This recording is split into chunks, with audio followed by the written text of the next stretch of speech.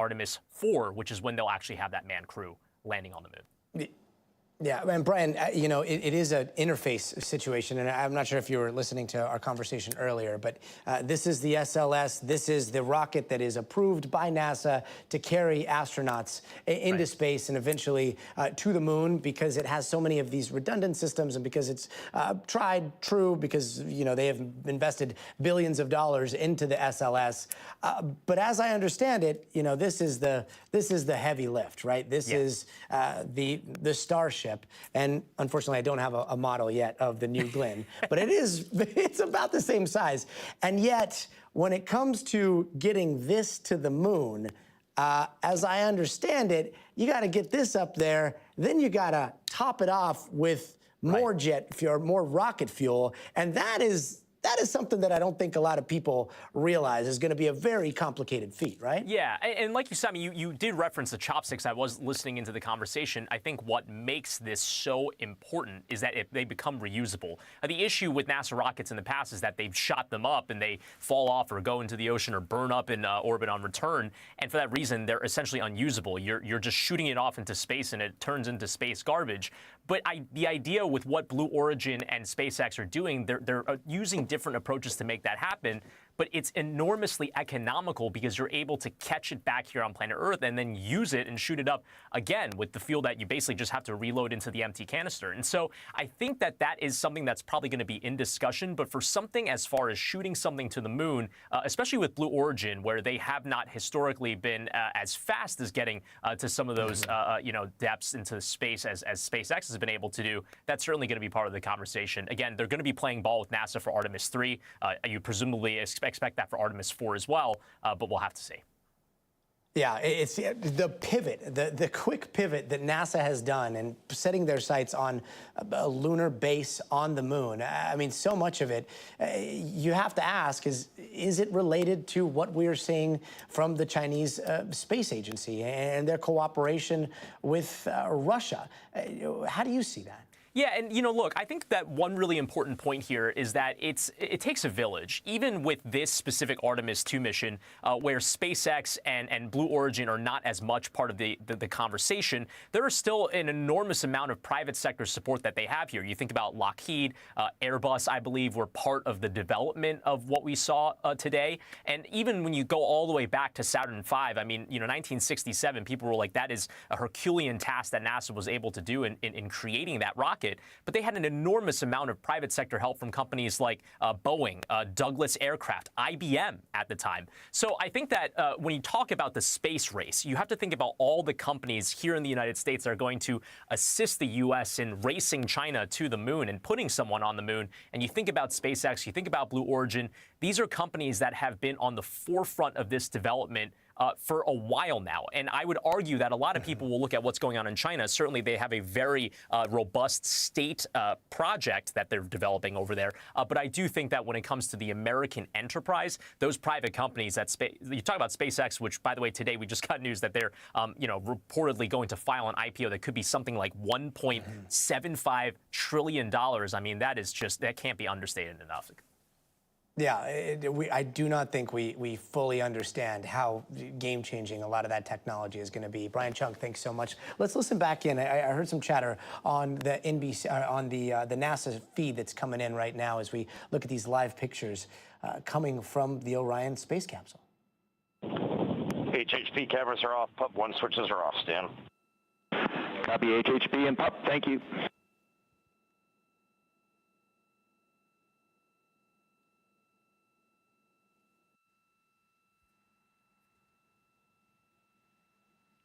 And that chatter between the space capsule that is hurling its way around Earth and picking up that momentum and getting the trajectories right before it heads to the moon, and mission control is happening live. You're watching that and those images as they happen on your screen. I want to bring in former NASA astronaut Steve Robinson, who's at the Kennedy Space Center. He flew on 4 space shuttle missions, logging more than 48 days in space. I've been watching you throughout the day, Steve, and you've moved me in so many ways in your description of everything that you've experienced, everything that we're all collectively experiencing here together.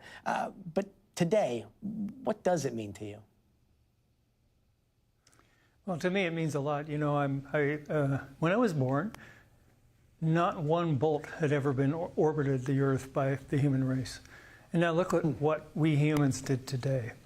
We should be proud of ourselves. Of course, we're proud of the astronauts. We're proud of all the engineers and staff members and everybody who supported all this. But really, this is about not them. This is about us. We should be proud about us. Our children should look at this and say, we are part of this race that can do this. Who hasn't looked at the moon and wished you could see it closer? Well, now 4 people are going there. A woman has never seen the moon this close. Someone, a person of color, has never seen the moon as close as he will.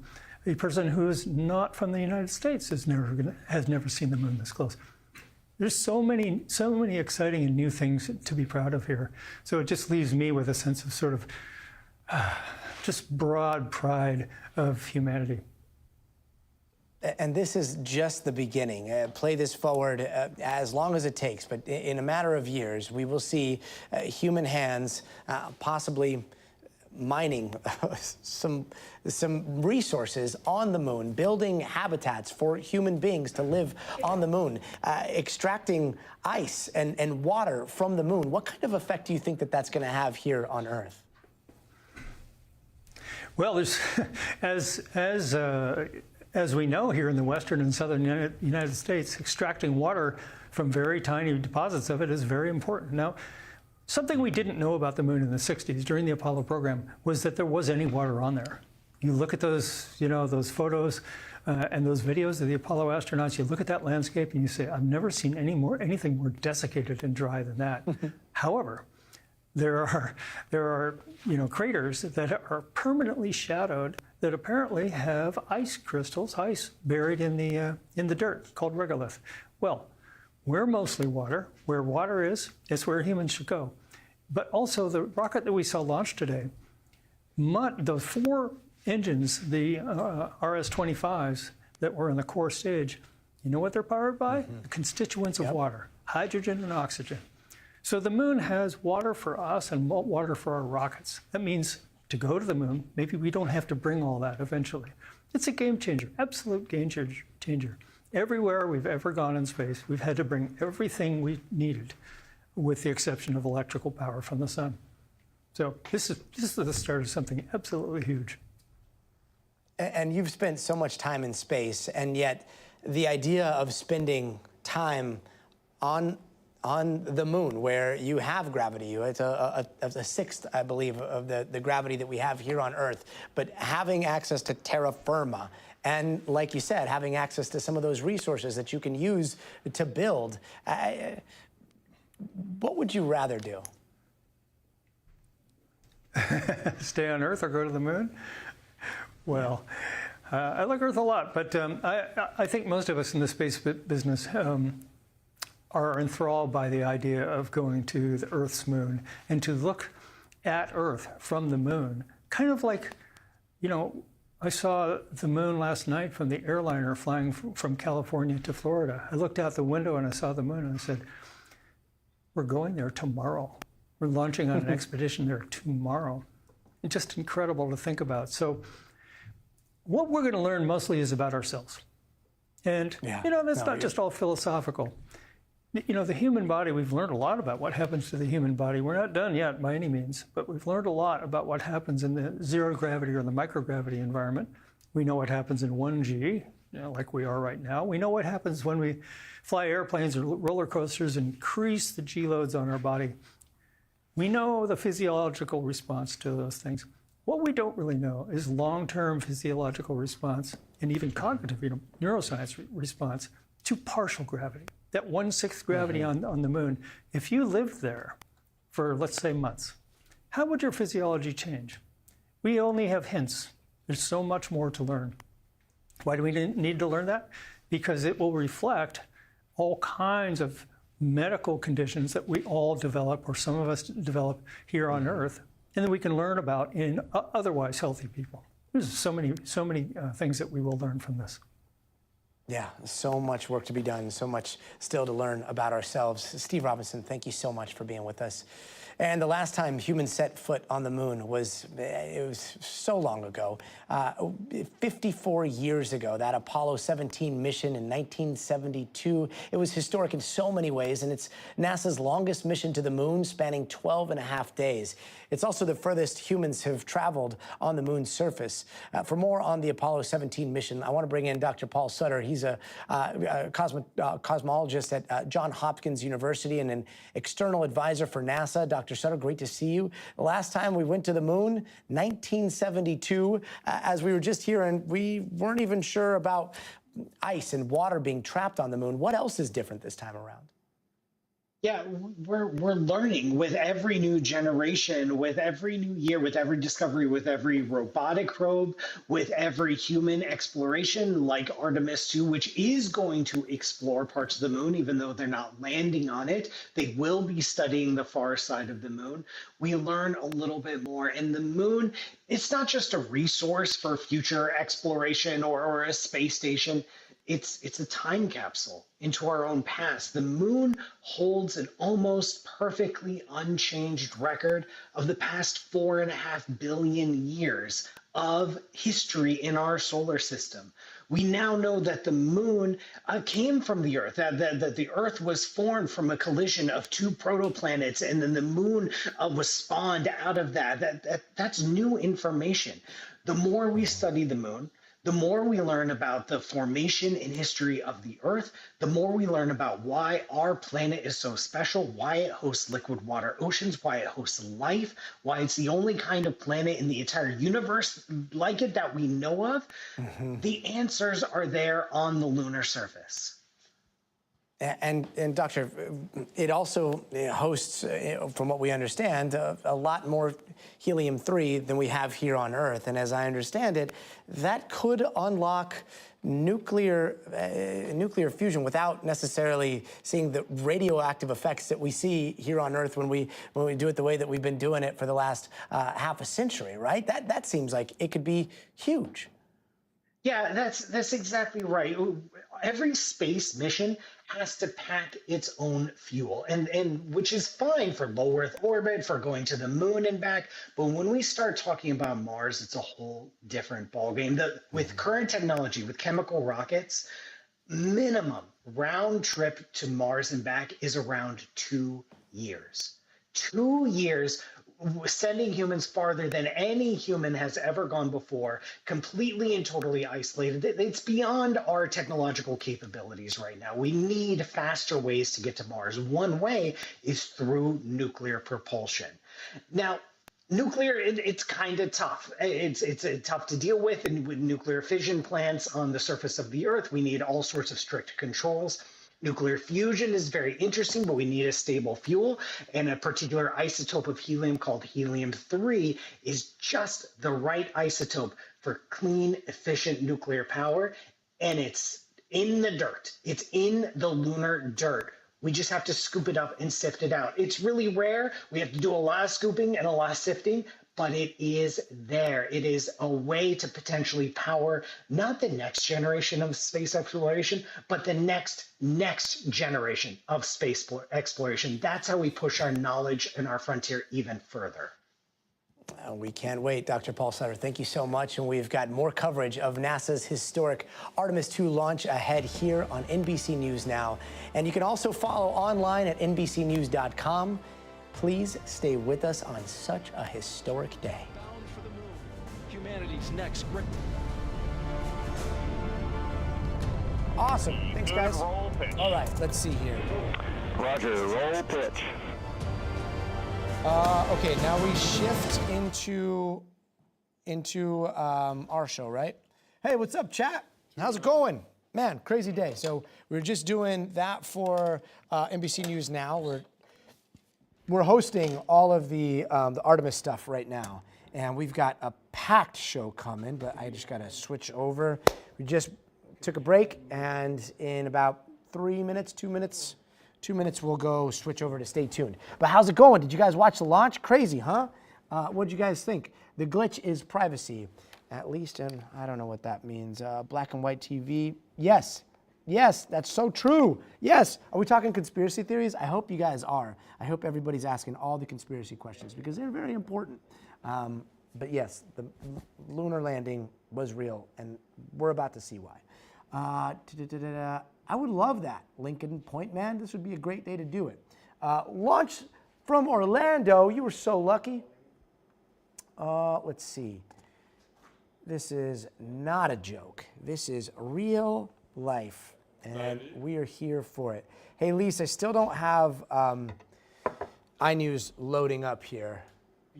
Is it? Do we have the right thing in prompter?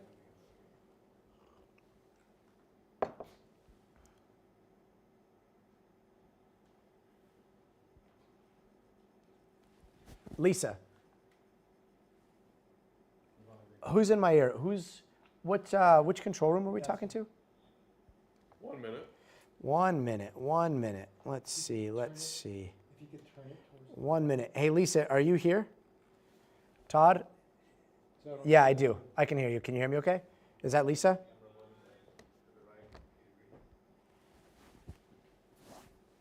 Okay, I don't know if I have anything. Is A1 right? 30.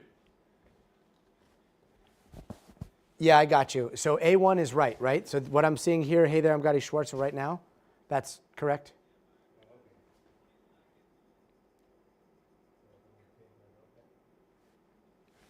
All right, so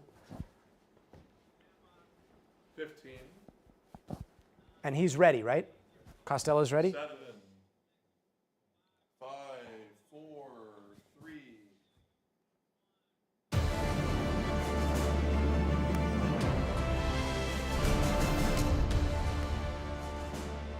Hey there, I'm Gotti Schwartz, and right now we have been witnessing history. Just about an hour ago, that massive Artemis rocket successfully lifted off from the Kennedy Space Center, and now 4 astronauts are currently hurtling through space, headed to the moon, going further in space than anyone has ever been before. At the furthest, they're going to be a quarter of a million miles away, 250 million miles. That is a feat that hasn't been done in the last 50 years. Now, that crew made up of 3 Americans, 1 Canadian. They are going to be the first people to launch towards the moon since the Apollo 17 mission back in 1972. Today is the beginning of this new era in space exploration. This one mission is such a huge moment for the country's space program, and this is just the beginning. Artemis 2 setting the stage for more moon missions, including a possible moon landing in 2028, eventually a mission to Mars once we get the refueling situation sorted out, and people from across the country and around the globe, they made the trek to get that front row seat to history out there in Florida, while others were watching from home or at watch parties all over the world. And if you haven't seen it yet, we are going to show it to you in just a little bit. But first, we want to check in because we are hearing reports that NASA may be holding a press conference pretty soon here from Mission Control. I believe that we have Tom Costello standing by at NASA headquarters, but we're going to be getting to him in just a little bit. But if you missed it earlier today, we saw all systems go. There was a little bit of a touch and go moment when there was an issue with a battery. There were also some issues with another system, but they got all of that sorted out.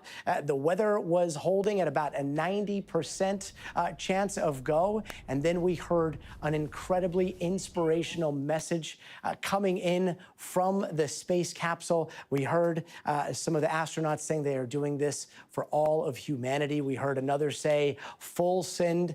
He was ready to go. I do want to get to Tom Costello, who has a front row seat to all the action at Kennedy Space Center. He is a man I am extremely jealous of, and he has been able to watch so many of these missions from where they happen. This is another one, Tom, that you got to see right there in front of you. History was just made. How did it look? Well, it was absolutely everything that we'd hoped it would be and probably more. I mean, quite literally, the ground rumbled, right? You could feel it in your chest. This was the most powerful NASA rocket ever. 8.8 million pounds of thrust.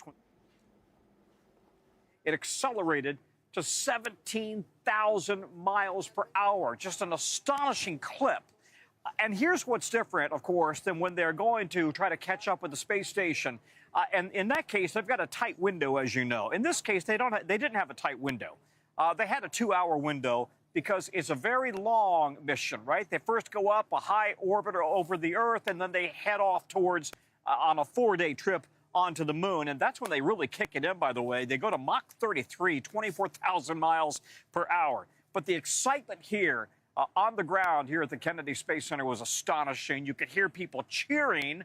As you know, Gotti, you've been here before, and there's a big NASA building just off to my right where it's kind of an executive building, offices, and up on the top they have a fantastic balcony and viewing station. The entire roof is really a balcony. It is filled with NASA families. It is filled with engineers and politicians and VIPs. I mean, and they were just going crazy. And you can't help but be excited about this, right? It's, you know, even when you're supposed to be an objective reporter on the ground, you want this to work. You want these people to get off safely off the ground. You want to see the greatest engineering feat in the world work. And so everybody's cheering, and that's what makes this a lot of fun. You're so right about that. And yet, you know, us curmudgeon-y journalists, you've seen a lot of these. I've watched a lot of them remotely. I've been watching space launches for as long as I can remember, just never in person. But I can't remember the last time where a space launch has gone at the beginning of the launch window, right? Yeah. It's usually like totally 50-50. Something's gonna pop up. There's millions of parts involved. And yet today, they were a minute within that window, right? You know, I've had the good fortune of covering NASA now for 22 years, and I've covered an awful lot of missions, going back to shuttle missions and then various SpaceX missions, of course. And you know, it's not at all uncommon to have little glitches come up, you know, they're checking this, they're checking that. Oh, we got to do this. That's not uncommon. That's very, very common.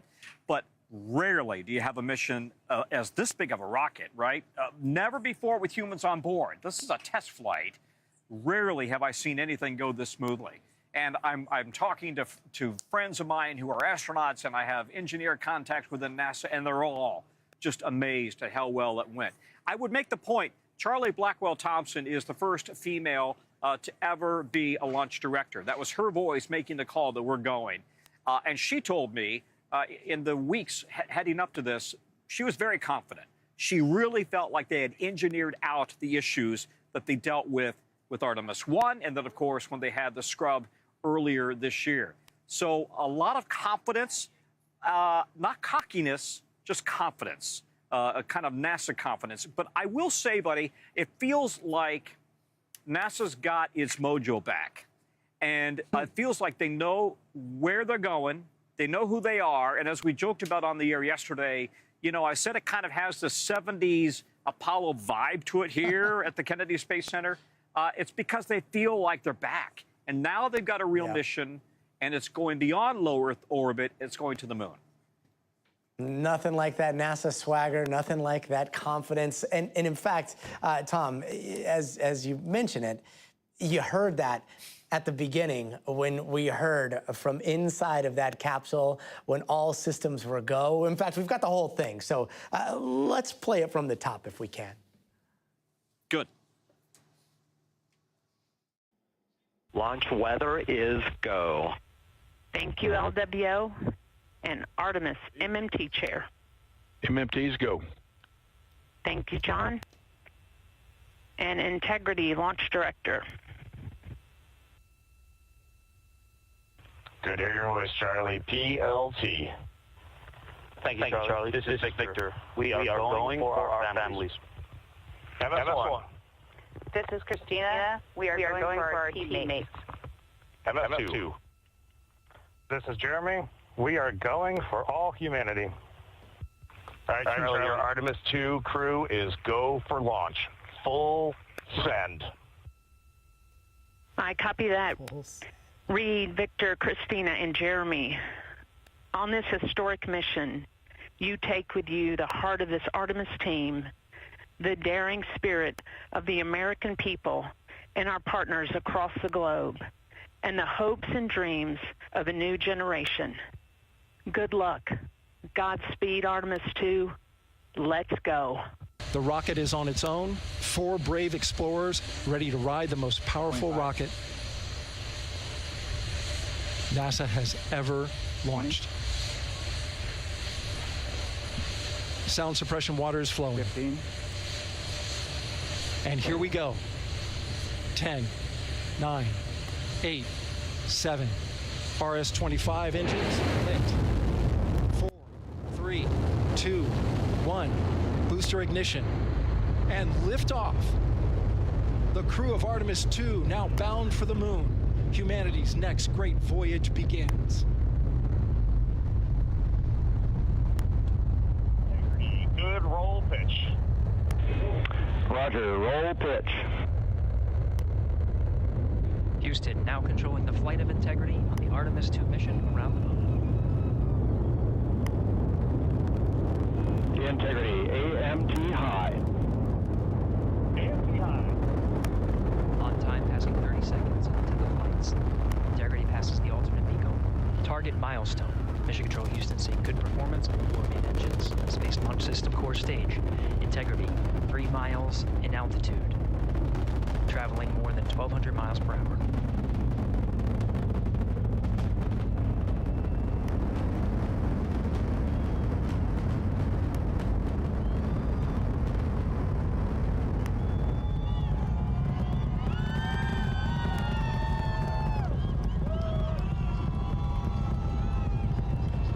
Mission elapsed time, passing 1 minute, approaching max Q. On, Ponce de Leon. Stan, we have you loud and clear on Ponce de Leon. Have you the same? Communication signal transfer confirmed as Integrity and its crew go supersonic. Approaching 90 seconds into the Artemis 2 mission. Integrity is 14 miles in altitude, 8 miles downrange, traveling more than 2,600 miles per hour.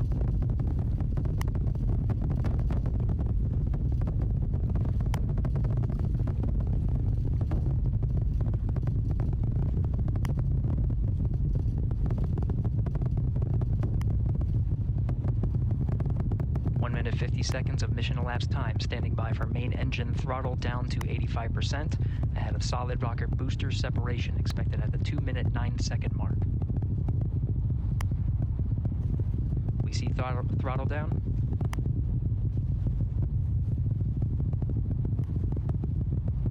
Confirmed separation. Main engine's throttling up, guidance converged.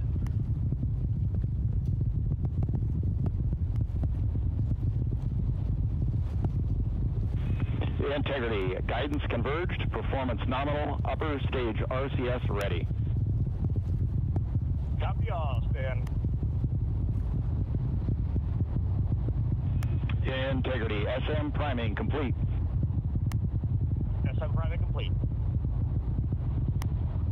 2 minutes 45 seconds of mission elapsed time into the Artemis 2 mission. Thrusters on Integrity and upper stage confirmed in a ready state, ahead of service module fairing separation.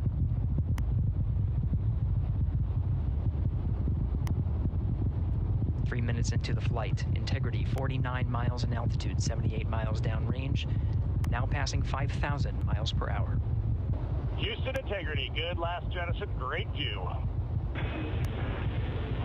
Copy jettison, Team Eco 8+02. We see the same on board, Stan. And Houston has you loud and clear on Tidris at the Carmen line. Outstanding, Stan. We have you the same. 3 minutes 50 seconds into the flight of Artemis 2, Wiseman, Glover, Cook, and Hansen cross the boundary to space with good comm checks. Integrity, GPS processing. Outstanding, Stan. We see the same, and we have a beautiful moonrise. We're headed right at it.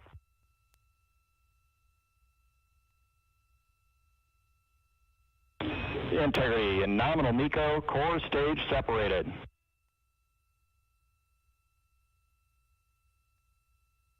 We see the same on board, Stan.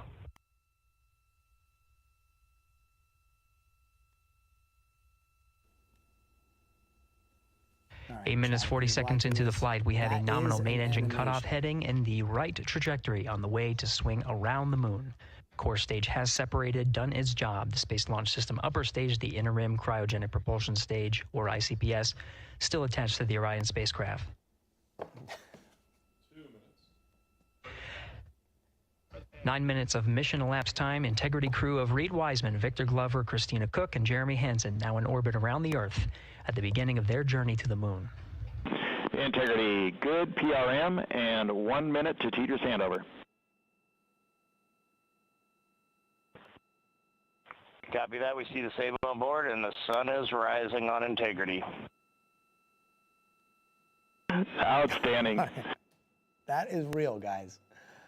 That part's real. The animation is animation, and you want to know what? And with makes me that, think this is first definitely burn 1000% real. of the fact interim that they have cryogenic glitches, propulsion the fact that we system keep having these has been moments where completed there's and just put nothing the coming, and they have crew to show these on the animations. right trajectory to get them to the moon. Fake. They would have done a better job with doing that.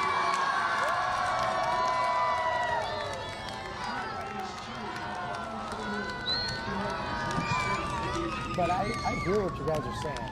In fact, we are going to be talking about a lot of this stuff Artemis very won soon. such a long time that they built, like,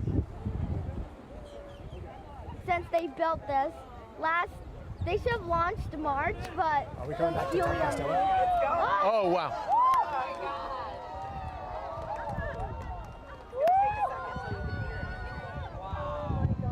Oh my gosh.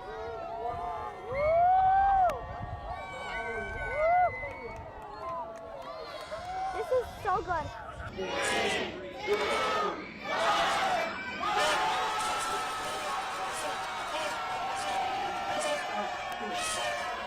The last one back in '72, I was young back then and watched that, and to be able to see this has been on our bucket list, and to be able to see this is wonderful. A full send for all of humanity, and now they are off to space. And Tom Costello, I believe we're expecting a press conference any moment now. Any clue as to when that might be happening? Oh, it looks like it's happening now. I was just going to say, it's starting right about now. 6:35 p.m. NASA Space Launch System rocket lifted off the pad with 8.8 million pounds of thrust, carrying the Orion spacecraft and the Artemis II crew out to Earth orbit and beginning America's grand return to the moon. Now, about 51 minutes into the flight, during a planned handover between satellites, the Orion spacecraft underwent a communications issue, leading to a temporary partial loss of comms. The uplink from Capcom to the crew was being heard by the crew, but we cannot hear the responses for a brief period of time. There were no issues with the vehicle itself. Comms with the crew have been restored. We're actively working the issue, and we'll keep you informed. The Orion spacecraft has successfully separated from the core stage, and its solar arrays have been deployed as planned. Soon the crew will execute the apogee raise burn, placing the spacecraft into a stable high Earth orbit as we prepare for the translunar injection and the journey into cislunar space. NASA astronauts Commander Reed Wiseman, pilot Victor Glover, mission specialist Christina Koch, and Canadian Space Agency mission specialist Jeremy Hansen are safe, they're secure, and they're in great spirits. We will continue to monitor their health and the status as we move into the next phase of the Artemis II mission. So after a brief 54-year intermission, NASA is back in the business of sending astronauts to the moon. We have arrived at this point through a sustained effort and national commitment and the work of thousands across the agency, our industry partners, and our international allies. I want to personally thank the ground crews, pad controllers, the entire workforce here at Kennedy Space Center. This mission belongs as much to you as it does to the crew. The crew is now in the capable hands of Mission Control Houston, the Johnson Space Center, where teams will guide Orion through each phase of the mission with the same discipline and precision that has brought us to this moment. We have certainly been here before. We know the challenges ahead. We have a lot of checkouts to get through before TLI. And when, if all goes well, everything is go, Artemis II will be moonbound.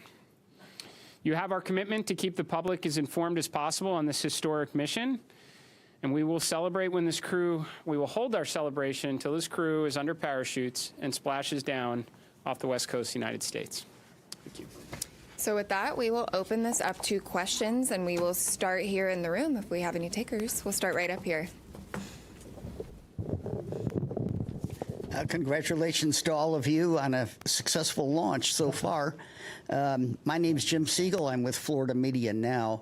And I'm curious about when the astronauts will have their first meal on this mission. And secondly, is somebody on the Earth here, back in Houston or somewhere, keeping track of what they eat during this entire mission? And how do they go about doing that? Do they tell them what to eat, or do they kind of select what they want? What do you think? Okay. Well, let's see. I'll jump in on this one. Well, what I'll tell you is they do have planned meals, okay? So they have a planned meal today. I will tell you they're very busy.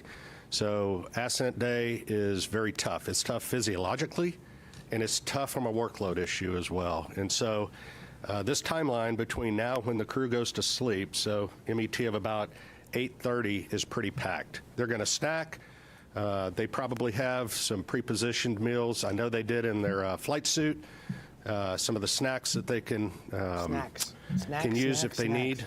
But I will also tell you that Flight Day 1 and Flight Day 2, you might not feel like eating a lot, and that's just part of it. Your body is acclimating to zero G. Your physiology is transitioning from a 1G environment to zero G, and it takes a little bit of adapting.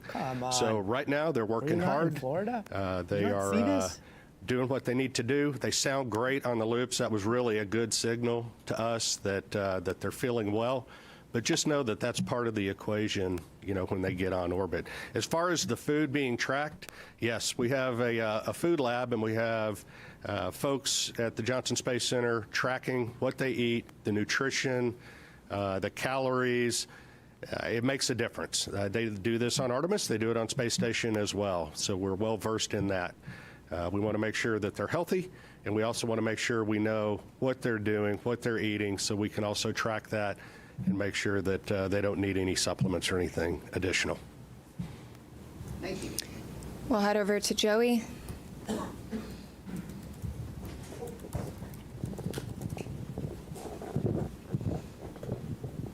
Thanks, guys, and congrats on the clean launch so far. Jared, or whoever wants to answer, how were you able to resolve the communications issue, and do you have any guesses as to what might have caused that? And was there any part of the mission so far that appeared off nominal, or is everything looking good? Just curious to hear how things are going on that. All those people that think that the moon landing was fake, all those things, I get it. I totally get it. Well, on the comms issue, and I don't know, there may be someone here that has a little more detail than I do of having to run around quite a bit. But there are so many. I think they're still looking into trying to really understand exactly what was going on there. But it's restored, which is important. Disprove.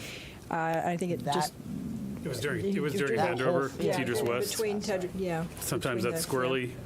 Ground configuration, you gotta get that right. So hopefully that's what it is. But we'll chase it down. But they were able to recover. Debunking them, they had intermittent forward and return links, so the burns that they needed on board it was never an issue. It was unusual for it to be dropped out for a couple of minutes. So that's what we're telling you. Why? Yes, we did land on the moon, and how we know that conclusively. We had a controller issue with the toilet when they spun it up, so we got to work through that. That's going to take maybe a few hours of troubleshoot. So there was also a water tank valve. There's 4 water tanks on Orion. There's a crossover valve that connects the 2 gangs of tanks. It's supposed to be open to ensure maximum flow. It was closed during ascent. You know, when you shake the thing, things like that happen. So they're going to reset the valve. And then they had a recurrence of on Artemis 1, we had a latching current limiter failure on a piece of electronics, a transient failure when it gets exposed to radiation. They took 1 hit of those. We took about 24, 25 of those during Artemis 1. Again, normal, the onboard fault detection cleans that up, but we're just getting started, Joey. Right, this is a flight test, and a lot of what we're doing here is exactly this, trying to test out all of the things that require the crew interaction, right? And so we anticipate to have a lot of these. Well, that's what we're here for, work through them. Importantly, apogee rays burn. We're go. So they're going to stay in space.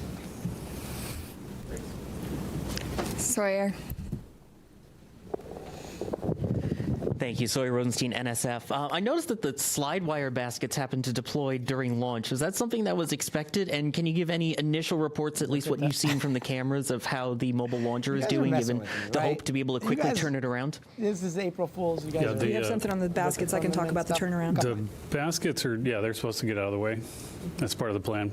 Don't worry, so, we're going to get into it. I see what you guys are saying in like chat, and if you really believe that, so I can tell you on the mobile launcher, our team has already been looking at a lot of the imagery that we have that was taken both during and after, and assessing that, trying to get the condition. We've got teams, I believe, going out there. They might already be out on their way to take a real look. Some of the good things that we've seen relative to Artemis 1, one of the issues we had was that the water that was supposed to be spraying down the launch pad, so that there were some issues there that didn't happen. We saw a lot of corrosion. The water was working, so things were getting washed down. We're still also going to remove some of the parts so that we can do some of that cleaning to make sure we don't have those corrosion issues. We also didn't. We haven't seen evidence of things like after Artemis 1, like the elevator doors were blown off. We haven't seen that. So we're optimistic, but we got to get out to the pad. We got to look. We did a lot of changes after Artemis 1, trying to harden the systems so that we can turn it around faster. We do anticipate there will be some items that'll need to be replaced. It's a pretty violent environment, but we're hopeful that that's minimized, and as soon as we have more information on that, we'll definitely let you guys know where we stand and how quickly we think we can get it turned around. Thanks. Lauren?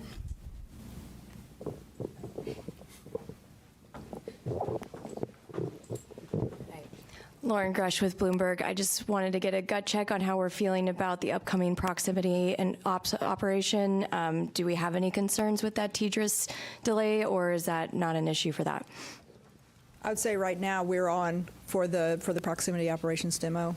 Haven't heard anything that's keeping us from that, Norm? No. On track, ready to go. Victor Glover's going to be flying it. Reed's going to be working the procedure with him. And cross-checking, and Jeremy and Christina are going to be looking out the windows, also spotting, cross-checking, using cameras and imagery, and it should be beautiful, so we can't wait. We'll go right over here. Yes, Bert Dicht from Ad Astra Magazine, National Space Society. Just wondering if the astronauts reported what the ride was like to orbit. I know with the space shuttle, it was a pretty rough ride until there was SRB SEP. Was this similar?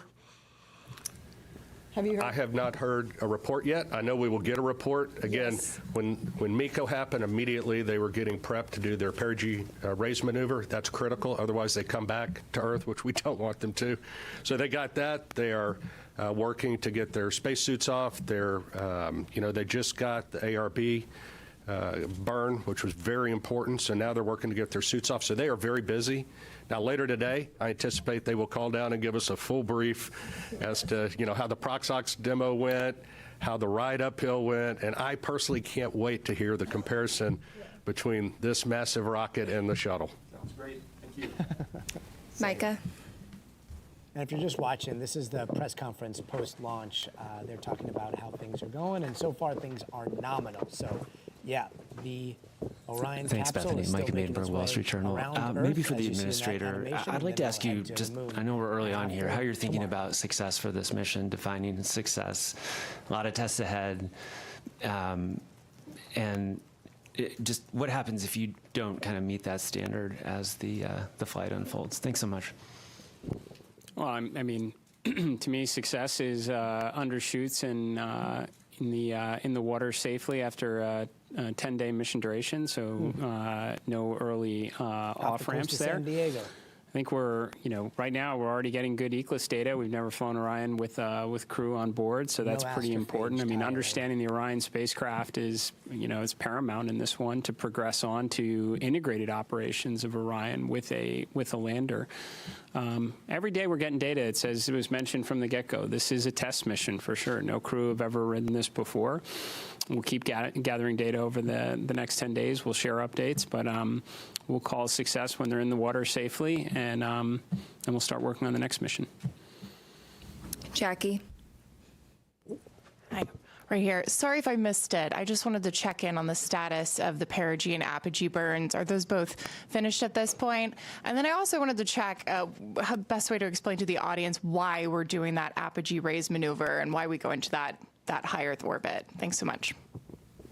I do hope somebody asks why. I mean, I can certainly say we completed the perigee raise maneuver. That was done pretty quickly, as you heard, and the apogee raise burn should have already happened. That should have been happening while we sat here. They were getting ready as we were walking in. And then if you want to talk maybe about the rest. So we go into a high Earth orbit.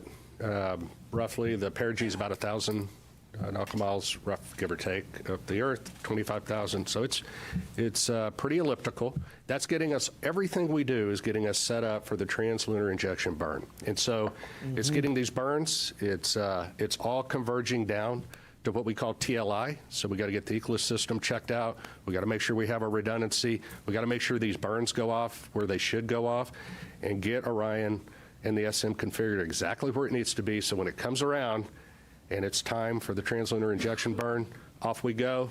And that takes us really, that puts us outbound to the moon. That's a real big commit point. And so you'll be hearing more about that tomorrow. Might mention it not only sends us outbound to the moon, but it also sets us up for the gravity assist that brings us back. So we are set all the way. Yes. Once we make that burn. Go right back here. Hi, TJ Mosquera with the Epoch Times. Thank you all so much. Something that hasn't been really talked about is that the Space Launch System predates the Artemis program, okay, going all the way back to 2011. So 15 years really invested in this. And just how does it feel to finally see it launch with the human crew on board? Yeah, I mean, right now, like I said, we're focused on the next 10 days. But I mean, I'll tell you, I'm incredibly proud of the folks that worked on this machine for as long as they did. And one thing we didn't talk about earlier was, one of the big objectives is getting the organization and getting our qualification standards and getting our certification rigor up to the standard for crewed flight. That's a big, even though the mission is a complicated mission, moving the entire organization to a mindset of thinking about risk in the right way to fly crew is a big deal. And making sure that the way we've gotten the machine configured to fly crew with the resilience and the reliability we care about is also a big deal. So it takes time. I mean, we got a lot in front of us, but I mean, it's for the guys that were out there, there's a big celebration in launch control for the rocket guys. The rocket guys can go out and play now, but the spacecraft guys got a lot of homework, so they're going to go work on that. But yeah, for them, I can see it on their faces. Jeff.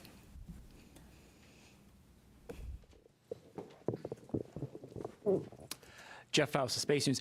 During the countdown, we heard controllers working through a few issues, one with the flight termination system, one with the launch abort system battery, and it sounded like there was a brief telemetry dropout. Wonder if you could provide a little bit more details about those issues and how you resolved them relatively quickly. Yeah, so Jeff, the FTS issue was we were doing an end-to-end test. We typically have to confirm that we can get a signal from the range to the machine and then back. We weren't able to close that entire end-to-end loop. But the guys at the range, they were really quick on their feet. They swapped to a different range receiver, which is a slightly different heritage, but has the same fundamental algorithms on it, and they were able to switch over to that and able to confirm a good end-to-end signal, which is really clever. We had thought about getting a receive-only box that we had in the VAB and shipping that over to Patrick quickly so they could do it, but they were able to fix it on the fly over there, so that was good. And once we knew we could confirm the end-to-end loop of that command, then we didn't need that receive. We don't need to do that test more than once. We just need to verify the commands get on board. And so once we confirmed that command was there, then that we met all of our public safety risk. For the launch abort system, we had a battery, so 2 batteries, several temperature sensors on both batteries. We had one poke out of family. We want to make sure all of them are tracking within certain limits. But we could confirm, given the locations of the temperature sensors on where they are on the battery itself, that the reading was instrumentation, because there wasn't a credible physics-based explanation for why that sensor would be that far high. It was an order of magnitude off scale high from the rest, and so we were able to quickly vote that sensor out. So that was two of the major issues. But again, the team, this is what the training is for. This is what the practice is for, is to go into those things and knock them out quickly. So they did really well. We'll go right over here. I noticed there was a lack of public address announcing outside, and there was a lot of going back and forth when we realized there were some issues, and we had to go back inside to find out, or we had to have our phones. Why was there no public address system available with loudspeakers outside? I'm not sure what you're referring to. We're not sure what issue you're talking about the public address. Okay. All available to people outdoors, and I thought that was a lacking. Which We'll take a look into that. We'll definitely look into that. I wasn't aware that happened. So thank you for that information. That's new, and we'll definitely look into it. We'll go right back here.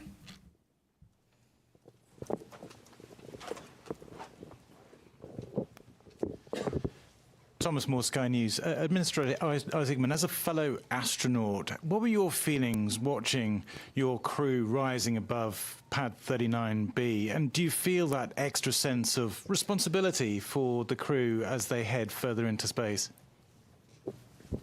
I certainly felt that it would be, just from, I guess, my perspective in it, that, I don't know, it is far less stressful to be strapped into the rocket than to be responsible for it here on Earth. So I definitely had those feelings quite a bit. But, you know, you derive a lot of confidence from the process that leads up to this moment. I mean, literally the army of people that came together across NASA, all our contractors, all our partners to prepare for this, every step that leads up to it. This is what I, was really honestly going through my mind through it, is all the testing that goes into it, the integrated testing, the flight readiness review, everything that goes into a flight readiness review. Not to mention you have a truly exceptional crew up there that have been training for years on this. That gives you the confidence to undertake this mission, especially knowing the implications that it is part of a much bigger program. This is America and our partners' return to the moon, and we're trying to do it this time to stay. So, incredibly important mission. Certainly felt the pressure of it, but it was relieved, based on the confidence we have in the team here at NASA and everyone who contributes to it. Thank you for the question. We'll come right up here. Okay. Perfect. All right. Frederic Castel with France 24.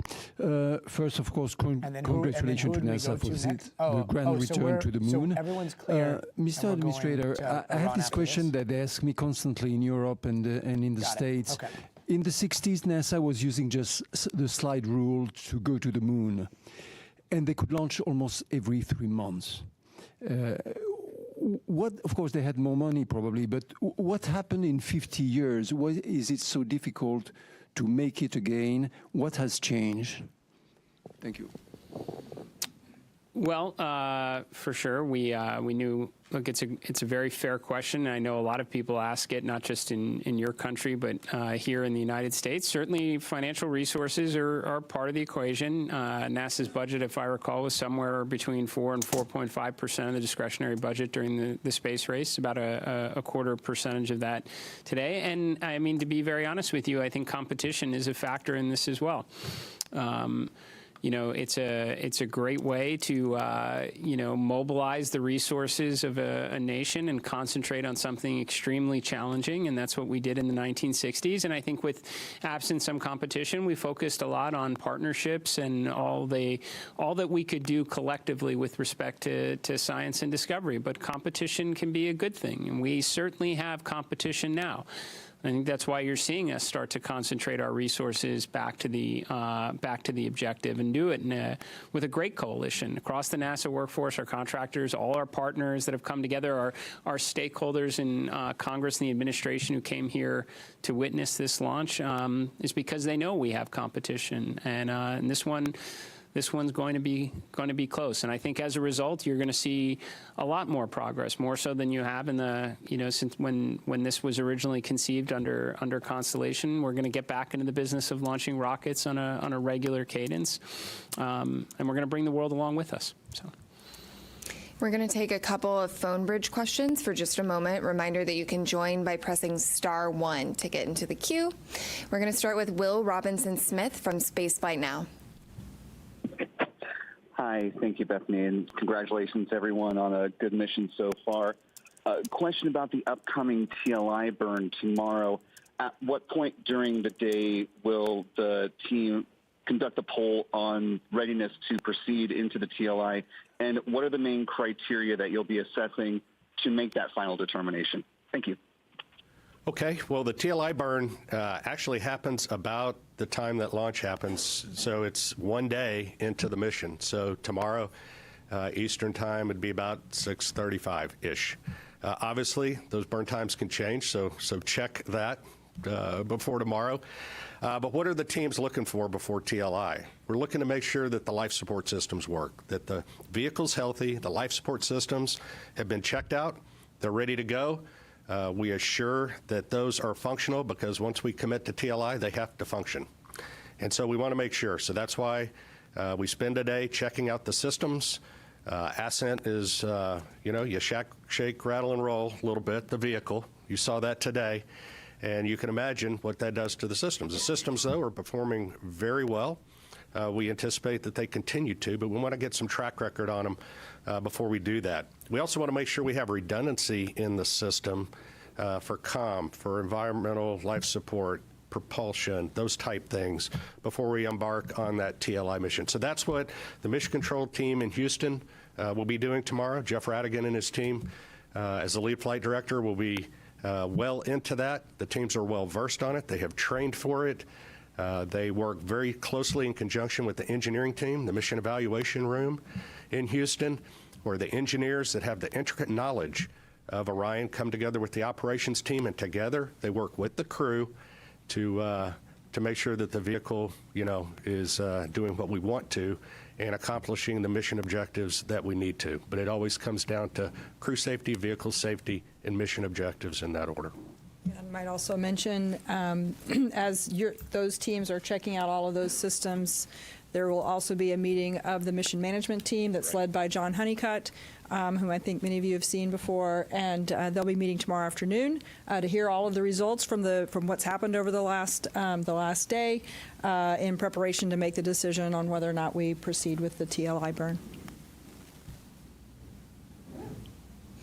We will next go right back here to Manuel. Thank you so much. Manuel Masanti with Exploración Espacial. I understand that the CubeSats are going to be deployed like 5 hours into the flight. Is there any chance we're going to see live images of the deployment? And then when is the crew, I know they're super busy right now, but when are they going to start using the flywheel machine? On its way to the moon when everything is more like... The second question was to do when they start doing the manual as far as... Flywheel machine. Oh, the flywheel machine. Sorry, thank you, the exercise machine. I guess after the TLI. I'll do this exercise. Yeah, I'll hand that to you, but I can answer the CubeSats. So the CubeSats are installed in the Orion stage adapter, which is actually a part of the upper stage piece, right? So once Orion separates from the upper stage, we'll do the ProxOps demonstration, right? And then once Orion has cleared and we're away, then they will be deployed. So Orion won't be there to take images of them. And once they are deployed, they each of them have their own plans for being able to communicate back down to Earth to various ground stations. They have their own communication plans. So we'll start to get information back from those individual CubeSats. So that's kind of the plan and the path forward on the CubeSat deployment and what you can expect. We're going to take one more question from the phone bridge from Christopher Mick of the Hudson Star Observer. Okay. Thank you very much. Congratulations to all the teams. So right now we're tossing to I had a question from an earlier media availability with Jeremy Hansen. And then he made mention do I say of that if we're coming back with the mission Iran, launched on April 1st, they would be experiencing a lunar eclipse. And I just want to follow up on that, if that's where that would be happening in the mission timeline, and if there would be any video perchance of that happening, or is that just going to be on the astronauts' photography at the time?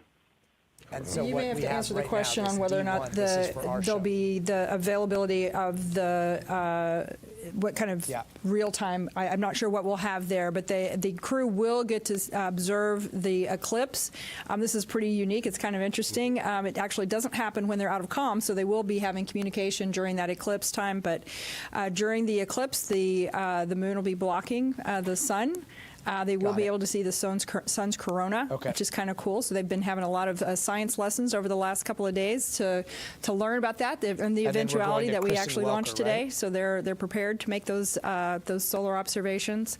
It'll be a pretty cool and unique opportunity. I'm sure we'll get some images down at some point. I just don't know if they'll be live.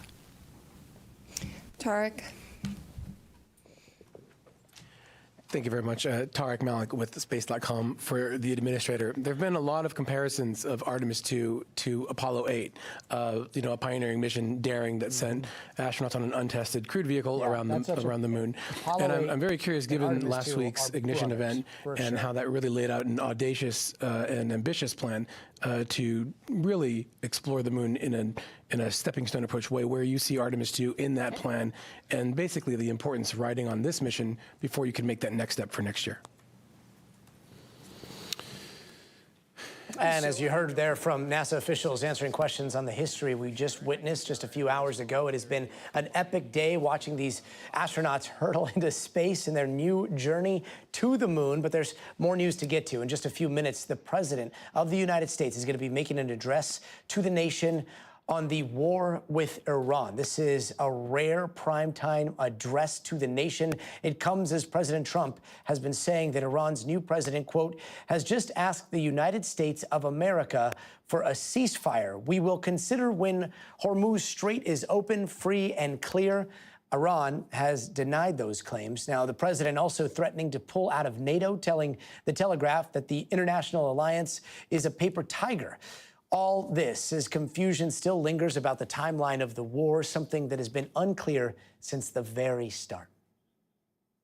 We projected 4 to 5 weeks, but we have capability to go far longer than that. We'll do it. Are you thinking this week it will be over? No, Are you talking but soon. about days? I think soon. Okay, and with respect Very soon. But we're not ready to leave yet, but we'll be leaving in the near future. We'll be leaving in pretty much the very near future. We estimated it would take approximately 4 to 6 weeks to achieve our mission, and we're way ahead of schedule. We're finishing the job, and I think within maybe 2 weeks, maybe a couple of days longer to do the job.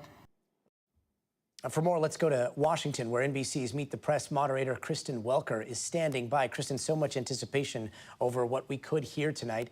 Do you know what we are going to hear? Is this a possible ceasefire, maybe an escalation, more of an explanation on the reason behind the war?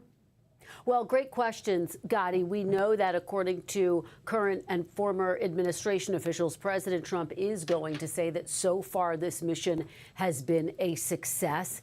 And he will talk about the timeline. You just played that montage there, all of the different times he said we're going to get out soon. It's our understanding he's going to reiterate that tonight. The war now entering its second month. He's expected to say that the United States will be withdrawing within the next few weeks. But I can tell you the big outstanding questions, Gotti, have to do with troops. We know that President Trump has sent tens of thousands of troops to the region. So the question is, are they actually going to go into Iran? Would they, for example, go into Karg Island? I've been talking to the president's allies. They say that is one of the top questions that they would like answered. And their hope is that there won't be an escalation of sending troops to Iran because of the concern that that would make it that much harder to actually withdraw and bring the troops home. And then the other big question has to do with NATO. The fact that President Trump has sharpened his attacks against NATO today, Gotti, really threatening to potentially withdraw from the alliance. And so his allies, Democrats and Republicans, I should say, and Democrats who are critics of him will be listening very closely to see what, if anything, he has to say about that critical issue. But it's worth noting the context of this, Gotti. This is the first time he has addressed the American public about this war in Iran since the war began. And again, we're now 1 month into this. Yeah, it seems like maximum pressure on Iran, maximum pressure now potentially on allies. And yet when it comes to a potential deal, he has been telegraphing, at least what we could hear here today, with his statements in the past on what he said Iran wants. Let's take a listen to what some of those statements have said. They want to negotiate, and as they should, but I don't think they're ready to do what they have to do. We can have dialogue, but I don't want to do a ceasefire. I think there's a very good chance we're going to end up in a deal. And so we're giving it 5 days, and then we're going to see where that takes us. They are begging to work out a deal. I don't know if we'll be able to do that. I don't know if we're willing to do that. It's possible that we'll have a deal because they want to make a deal. They want to make a deal more than I want to make a deal. The president has always been angling to make a deal in everything that he does. And Kristen, you're such a student of the Trump era here. What kind of deal do you think would be satisfactory to him?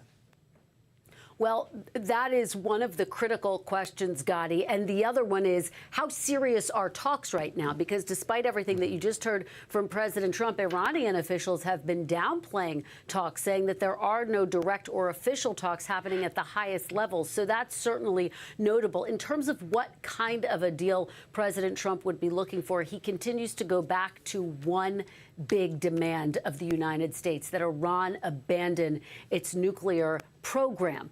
The United States believes it wants to develop a nuclear weapon. Iran has disputed that and said that their nuclear program is for peaceful purposes. But it's hard to see the United States accepting and allowing Iran to continue with its nuclear program. That is at the root of this war. That has been at the root of the tensions between Iran and the Western world for decades. And so you would have to imagine that any deal, Gotti, would have to address that. And then that speaks to the question of what is the actual definition of success in Iran? Will President Trump lay that out and define it tonight in those terms? We'll be watching very closely to see what he has to say on that point. Yeah, he has made it very clear that the war will be over when he says it over.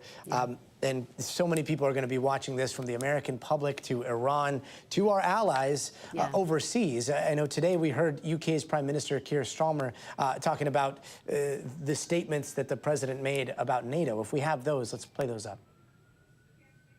NATO is the single most effective military alliance the world has ever seen, and it has kept us safe for many decades. Whatever the pressure on me and others, whatever the noise, I'm going to act in the British national interest in all the decisions that I make. And that's why I've been absolutely clear that this is not our war, and we're not going to get dragged into it. Kristen, leading up to this, yesterday, we were thinking this was definitely going to be about Iran and potentially only about Iran. Do you think that we could see some major news on NATO in this presidential address? I'd be surprised if he announced that the United States was pulling out of NATO.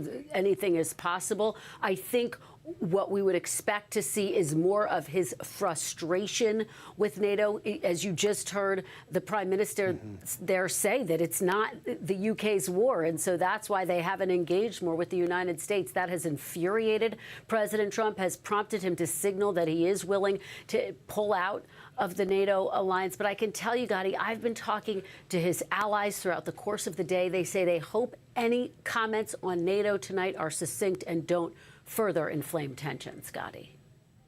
Yeah, we'll see what happens. Kristen Welker in the Washington Bureau for us. Kristen, thank you. And joining us now from Doha is NBC News international correspondent Raf Sanchez. Raf, good to see you. President Trump, he's been claiming that the Iranian regime has been asking the United States for this ceasefire. What are we hearing officially from Tehran right now? Hey, Gotti. So the official line from the Iranian regime is they are not asking for a ceasefire. That is something they've been saying consistently. We heard it again today from the Iranian Foreign Ministry spokesman. That may very well be a negotiating position, that they want it to appear to the world, to their people, that it is President Trump who wants a deal much more than they do. That is the mirror image, of course, of what President Trump is saying, who is telling the American public the Iranians are desperate for a deal. I do think it's interesting, Gadi, in the Truth Social post where the president made this claim that his enemies are desperate to come to the table, he referred to the people on the other side of the table as the new Iranian regime. And I got to tell you, there really is no evidence that this is a new regime. You might remember he started this war urging the Iranian people to rise up, to take to the streets as they did in January, to overthrow their government. This is the same government that was in charge then, the same government that killed hundreds, potentially thousands of people back in January. And so for the president to claim that the regime has changed when it is literally the son of the old leader who is in charge now, when it is still officials who were born and bred inside of this system with its ideology of opposing the United States, of supporting proxy groups all around the region. It is really, really striking. And I think a lot of people here in the Middle East are asking, to what extent is the president just creating his own reality when he says that the Iranians want a ceasefire and that it is a new government and a new show in town over in Tehran? Gadi. And Raf, as I understand it, the Iranian president, he released an open letter ahead of President Trump's address tonight, right? What was his message to Americans and to the world? Yeah, it's kind of an interesting document, Gadi. It's about 1,000 words long. It's in English. It's pretty clear that the Iranian President Masoud Pezeshkian wanted the American people to hear something in English from Iran before they listened to this address from President Trump. The tone is fairly conciliatory. It says Iran holds no enmity towards the American people. And it says that the world is something of a crossroads, that it can choose between escalating conflict or between dialogue. Now, the tone there sort of hints at diplomacy. There is nothing explicit in this letter that says that Iran is prepared to go into ceasefire talks. And it is worth saying that the president in the Iranian system, in the Islamic Republic, is not a powerful figure. He is directly elected by the public, but the key decision maker, at least before this war, was always the supreme leader, Ayatollah Ali Khamenei. He, of course, was killed in the opening hours of the war. It remains much less clear now who is making decisions on the other side of the Persian Gulf here. But it certainly does not seem to be the president, Masoud Pezeshkian, who is a relative moderate inside a regime of hardliners. It's worth saying, Gadi, when we are trying to assess the chances of diplomacy, there had been a lot of talk about American and Iranian officials meeting in Pakistan. So far, there are just no signs of that meeting, of those negotiations going to happen. Gadi. Hopefully we'll get some more clarity tonight. Raf Sanchez, thank you so much. I want to bring in NBC News military analyst Colonel Steve Warren. Colonel, great to see you. From a military standpoint, I do want to ask, if the president comes forward and says, look, this is a victory, we won, it's over, is it a military victory in how you see it?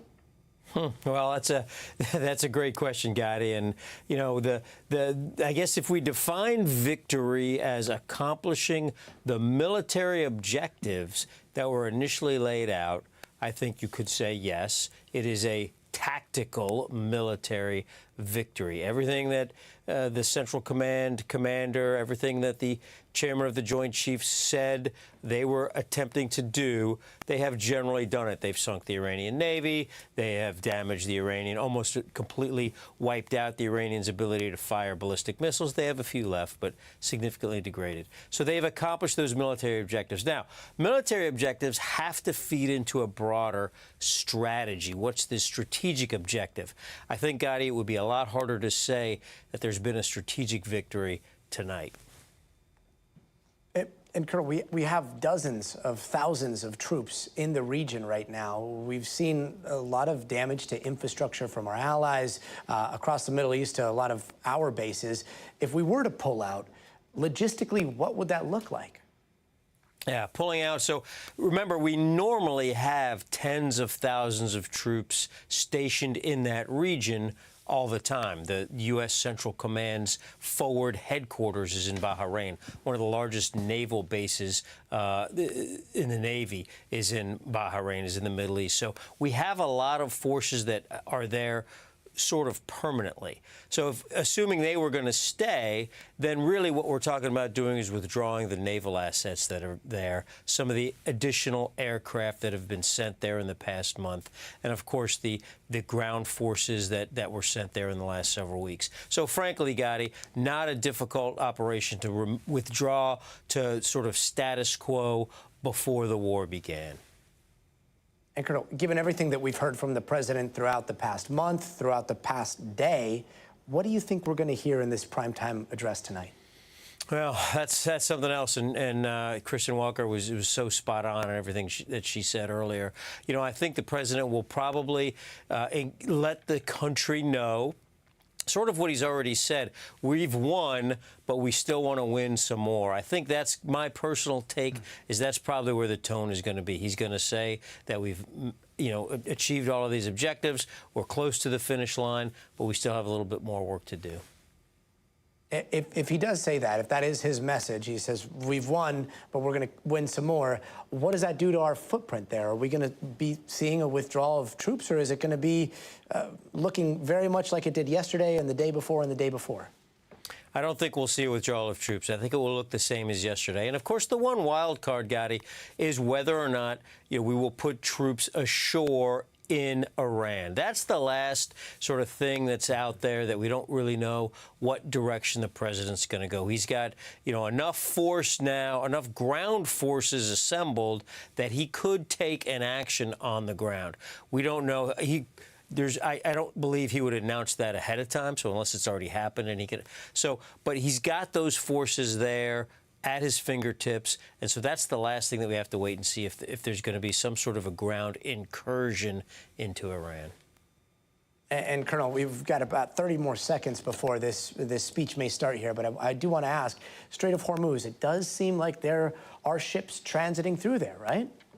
There are some going through now. There sure are, Gotti. And and the president has I think he's sort of preheating the oven on that, where he's kind of said, hey, the Europeans, it's your oil, it's your problem kind of thing, right? So I have a feeling that the president is at least trying to downplay the importance to the United States of America of the Strait of Hormuz. Colonel Steve Warren, really appreciate your insight, and we'll be checking back with you to see what the president says after this. That's going to do it for us tonight.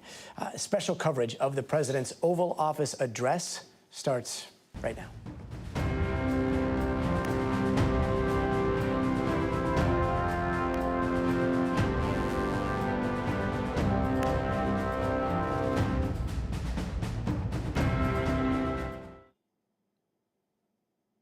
Let's see if they are on time. All right, now we wait. What's up, chat? Let's chat, chat. There's so much to chat about today.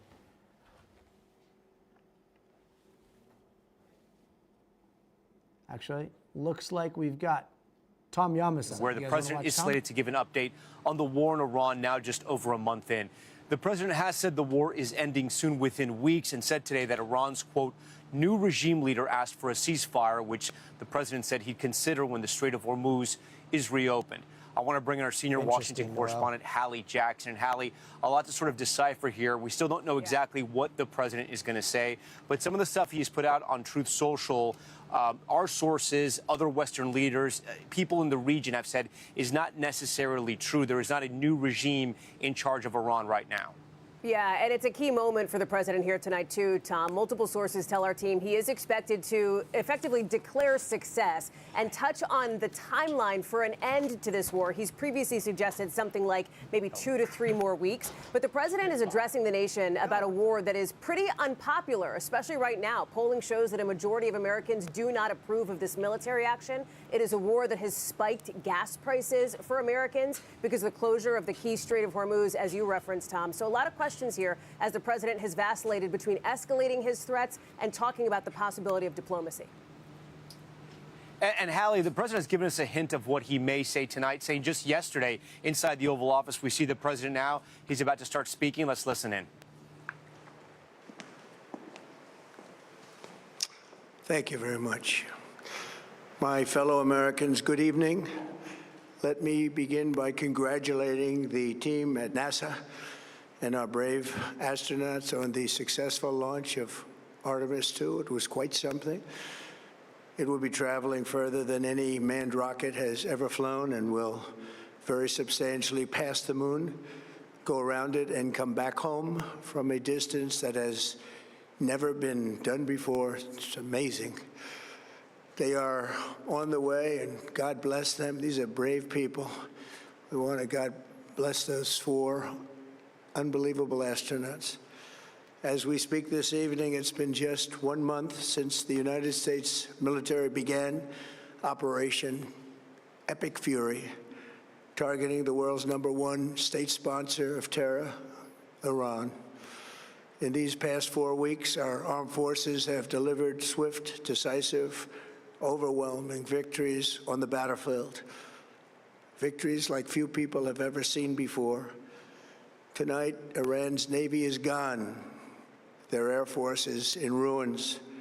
Their leaders, most of them terrorist regime they led, are now dead.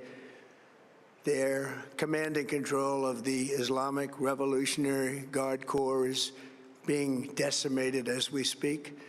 Their ability to launch missiles and drones is dramatically curtailed, and their weapons factories and rocket launchers are being blown to pieces. Very few of them left.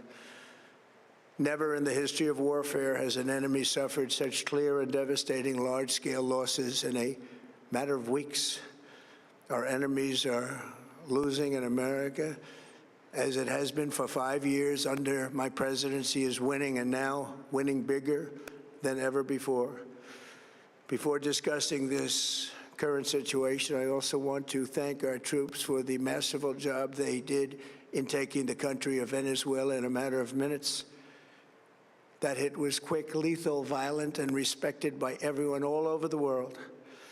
After rebuilding our military during my first term, we have by far the strongest military anywhere in the world, and now we're working along with Venezuela and are, in a true sense, joint venture partners. We're getting along incredibly well in the production and sale of massive amounts of oil and gas, the second largest reserves on Earth after the United States of America. We're now totally independent of the Middle East, and yet we are there to help. We don't have to be there. We don't need their oil. We don't need anything they have, but we're there to help our allies. Tonight, I want to provide an update on the tremendous progress our warriors have made in Iran and discuss why Operation Epic Fury is necessary for the safety of America and the security of the free world. From the very first day I announced my campaign for president in 2015, I have vowed that I would never allow Iran to have a nuclear weapon. This fanatical regime has been chanting death to America, death to Israel for 47 years. Their proxies were behind the murder of 241 Americans in the Marine barracks bombing in Beirut, the slaughter of hundreds of our service members with roadside bombs. They were involved in the attack on the USS Cole, and they carried out the countless other heinous acts, including the just horrible, bloody atrocities of October 7th in Israel, something that most people have never seen anything like it. This murderous regime also recently killed 45,000 of their own people who were protesting in Iran. 45,000 dead. For these terrorists to have nuclear weapons would be an intolerable threat. The most violent and thuggish regime on earth would be free to carry out their campaigns of terror, coercion, conquest, and mass murder from behind a nuclear shield. I will never let that happen, and neither should any of our past presidents. This situation has been going on for 47 years and should have been handled long before I arrived in office. I did many things during my 2 terms in office to stop the quest for nuclear weapons by Iran first, and perhaps most importantly, I killed General Qasem Soleimani in my first term. He was an evil genius, brilliant person, a horrible human being, however, the father of the roadside bomb, and he lived just horrible what he did. Iran would have been perhaps in far better, stronger position. Had he lived, we would have had probably a different conversation tonight. But you know what? We'd still be winning and winning big. And then, very importantly, I terminated Barack Hussein Obama's Iran nuclear deal, a disaster. Obama gave them $1.7 billion in cash, green cash, took it out of banks from Virginia, D.C., and Maryland, all the cash they had. He flew it by airplanes in an attempt to buy their respect and loyalty, but it didn't work. They laughed at our president and went on with their mission to have a nuclear bomb. His Iran deal would have led to a colossal arsenal of massive nuclear weapons for Iran, and they would have had them years ago, and they would have used them. It would have been a different world. There would have been no Middle East and no Israel right now, in my opinion, the opinion of a lot of great experts, had I not terminated that terrible deal. And I was so honored to do it. I was so proud to do it. It was so bad right from the beginning. Essentially, I did what no other president was willing to do. They made mistakes, and I am correcting them. My first preference was always the path of diplomacy, yet the regime continued their relentless quest for nuclear weapons and rejected every attempt at an agreement. For this reason, in June, I ordered a strike on Iran's key nuclear facilities, an Operation Midnight Hammer. Nobody's ever seen anything like it. Those beautiful B-2 bombers performed magnificently. We totally obliterated those nuclear sites. The regime then sought to rebuild their nuclear program at a totally different location, making clear they had no intention of abandoning their pursuit of nuclear weapons. They were also rapidly building a vast stockpile of conventional ballistic missiles and would soon have had missiles that could reach the American homeland, Europe, and virtually any other place on Earth. Iran's strategy was so obvious. They wanted to produce as many missiles as possible, and they did, with the longest range possible, and they had some weapons that nobody believed they had. We just learned that out. We took them out. We took them all out so that no one would really dare stop them. And their race for a nuclear bomb, a nuclear weapon like nobody's ever seen before. They were right at the doorstep. For years, everyone has said that Iran cannot have nuclear weapons, but in the end, those are just words if you're not willing to take action when the time comes. As I stated in my announcement of Operation Epic Fury, our objectives are very simple and clear. We are systematically dismantling the regime's ability to threaten America or project power outside of their borders. That means eliminating Iran's Navy, which is now absolutely destroyed, hurting their Air Force and their missile program at levels never seen before, and annihilating their defense industrial base. We've done all of it. Their Navy is gone. Their Air Force is gone. Their missiles are just about used up or beaten. Taken together, these actions will cripple Iran military, crush their ability to support terrorist proxies, and deny them the ability to build a nuclear bomb. Our armed forces have been extraordinary. There's never been anything like it militarily. Everyone is talking about it, and tonight I'm pleased to say that these core strategic objectives are nearing completion. As we celebrate this progress, we think especially of the 13 American warriors who have laid down their lives in this fight to prevent our children from ever having to face a nuclear Iran. Twice this past month, I have traveled to Dover Air Force Base, and it's been something. I wanted to be with those heroes as they return to American soil, and I was with them and their families, their parents, their wives, their husbands. We salute them, and now we must honor them by completing the mission for which they gave their lives. And every single one of the people, their loved ones said, "Please, sir, please finish the job," every one of them.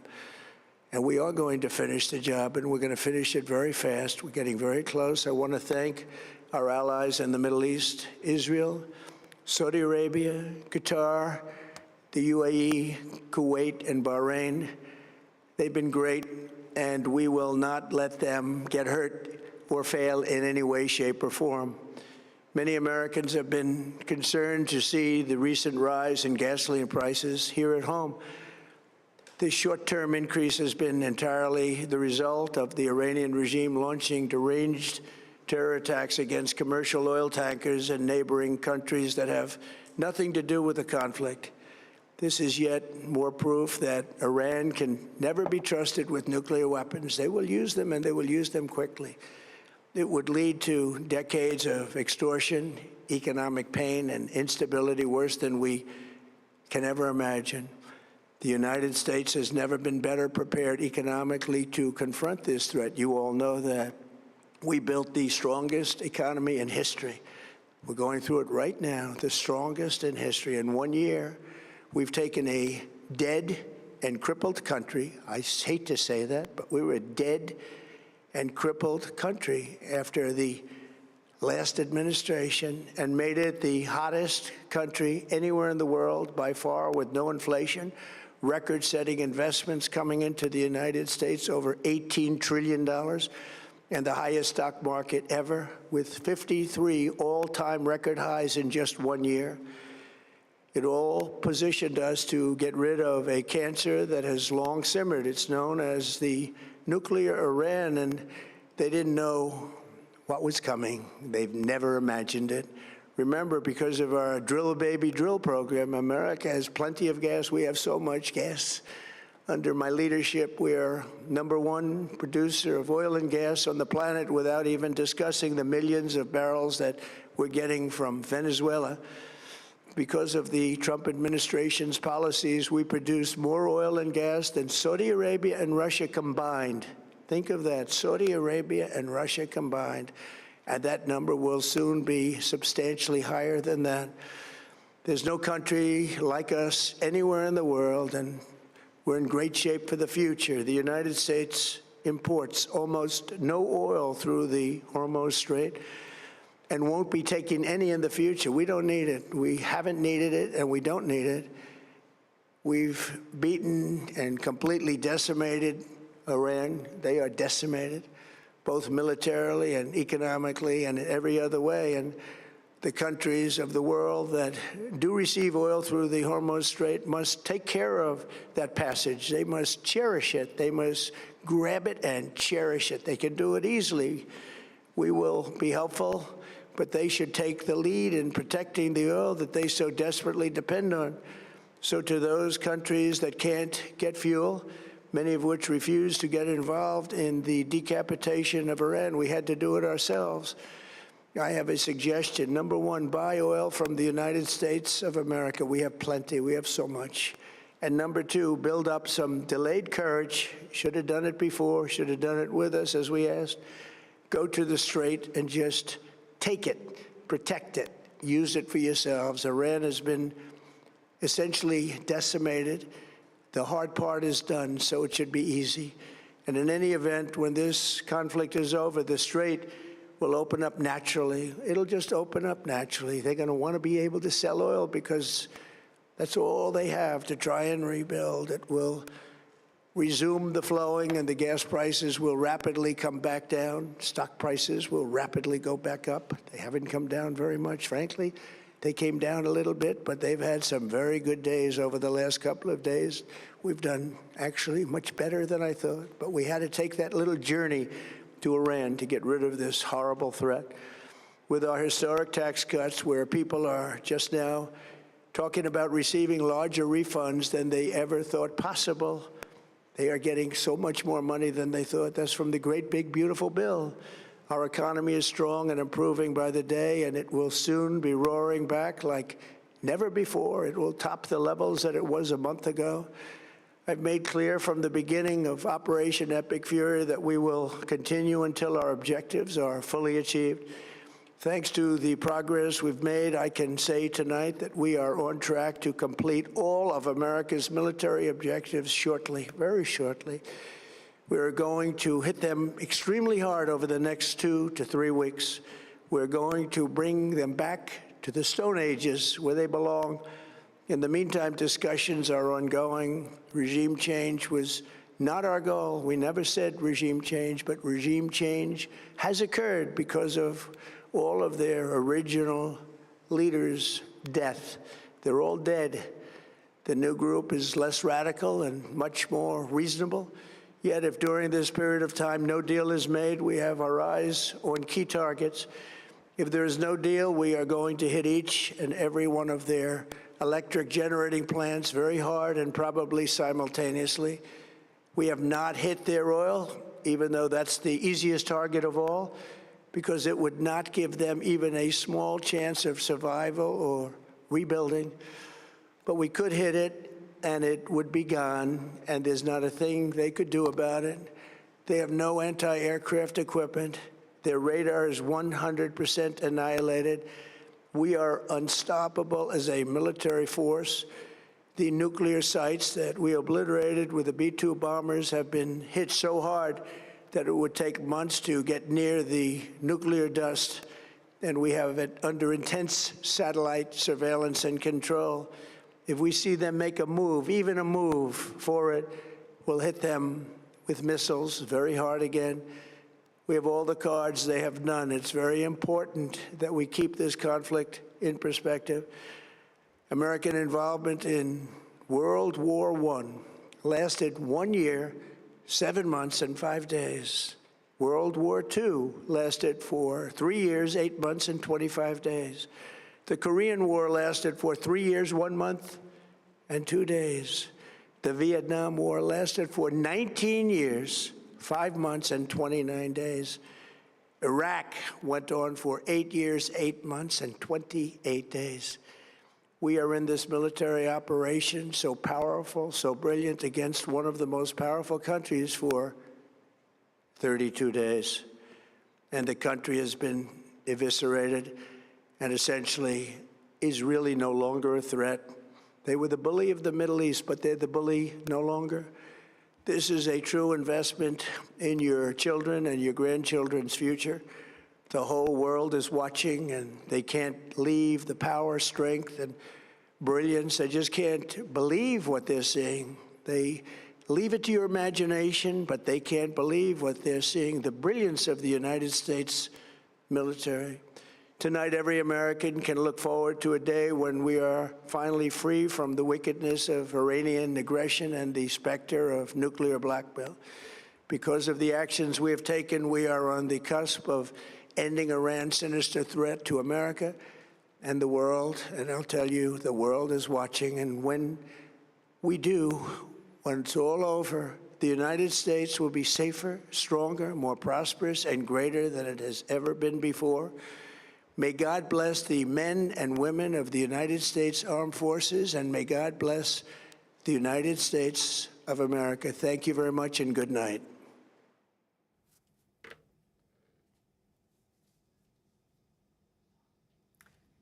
You have been listening there to President Trump delivering that presidential address to the nation about the war against Iran. And you heard the president there lay out what we've heard from him to a large degree in the past as well. But on the timeline of the war, suggested that it may last 2 to 3 weeks longer. He again here threatened to obliterate Iran while also talking about the possibility for diplomacy moving forward and described the timeline here as wrapping up perhaps shortly. He, of course, addressed the 13 U.S. service members who were killed in this war as well. I want to bring in our White House correspondent, Monica Alba, who was watching all of this. The president, again, Monica, we have heard some of this in the past. The president has done these Q&As with full reporters in the Oval Office and elsewhere at the White House. He gives remarks where he speaks about the war fairly frequently. And that is what a lot of Americans heard in this primetime speech tonight. Exactly, Hallie. This was meant to be, it seems, a broader recap to the American public of statements that the president and the White House and the Trump administration have really been making over the last couple of weeks. There wasn't any major, huge new announcement about the overall goals or objectives. There was an indication from the president about the timeline, which of course has been the subject of a lot of discussion, given the fact that even weeks ago, when this did begin, the president was the one that was framing this as potentially being wrapped up very quickly, very soon, in the very near future. And at times he said that would be in a matter of weeks, maybe in a matter of days. And now tonight he is saying, according to his own military objectives that he set out at the beginning of this massive military operation, that it looks like that could be completed very shortly, in the next 2 or 3 weeks. But the president is trying to essentially portray to the American people that he believes almost enough has been achieved, not everything necessarily, because he said in the next couple of weeks that the U.S. is going to hit Iran potentially harder than they have been hit up until this point, with those thousands of targets that have already been attacked, and with the goals of the Iranian Navy essentially being annihilated, in addition to hitting their missile program. But the president also, Hallie, what struck me tonight, this was the first time that he gave a primetime address since the start of this conflict now, almost 5 weeks ago. His first videos announcing this were posted on social media, and he has talked about this at almost every event that he has held in the last 30-plus days. This was almost a speech for people who hadn't necessarily been following that. And there may not be that many people, there may not be that many voters, there may not be that many Americans who were just tuning in for the first time, looking to see and get new information, which the president did not necessarily provide.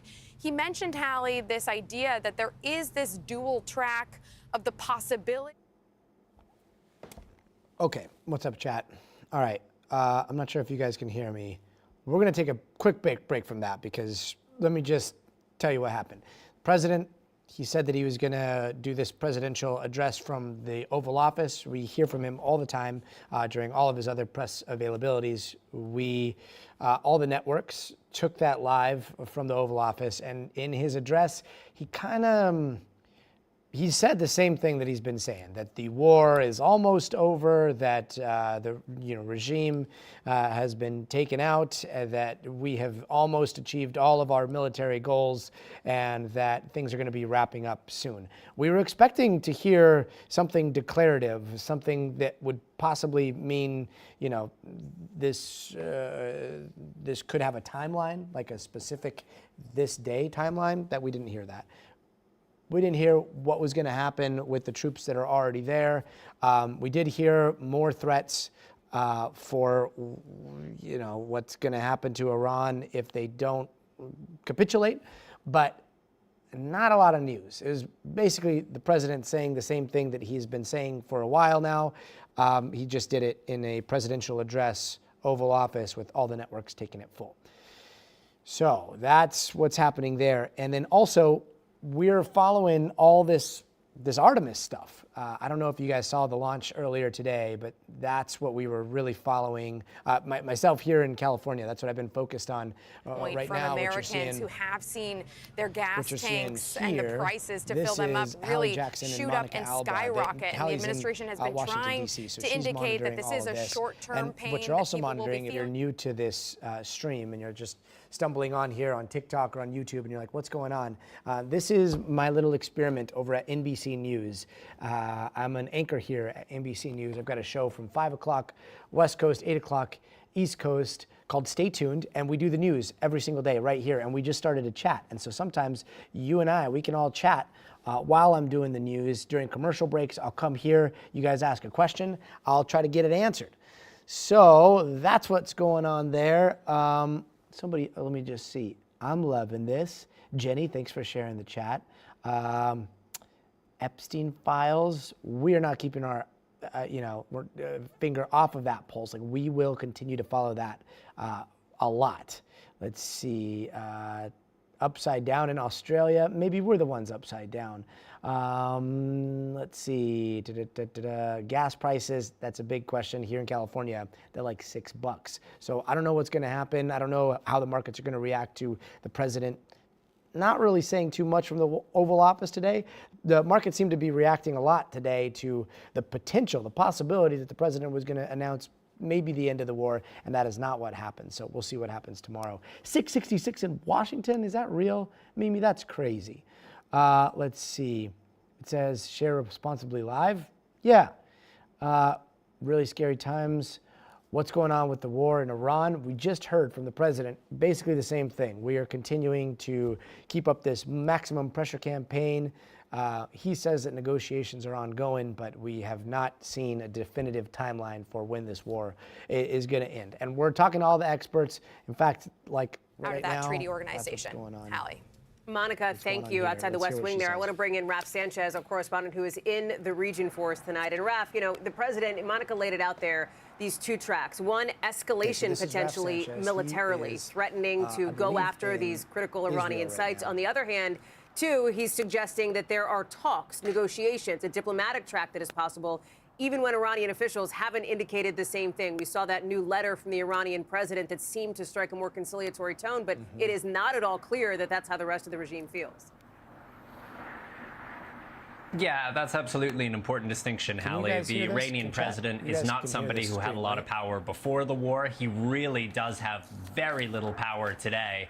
So as you say, he put out this kind of interesting 1,000-word letter. It was addressed to the American people in English, and it was clear that he at least wanted the U.S. public to hear something from Iran in English before this address by President Trump. He said that Iran bears no enmity towards the United States. He said the world is at a crossroads between escalation and between engagement. Now, that would suggest... Okay, so that to me is the biggest news that came out today. It was Iran's president basically writing this letter in English ahead of the president's speech saying, we bear no enmity against the United States. Iran has been saying death to America for quite some time. And so we've obviously seen rhetoric that has been very, very inflammatory in the past. That is a far cry from what we heard from the Iranians today, or at least the Iranian regime, or at least the president.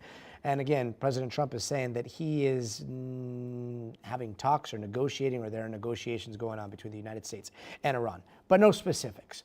Okay, hold on real fast.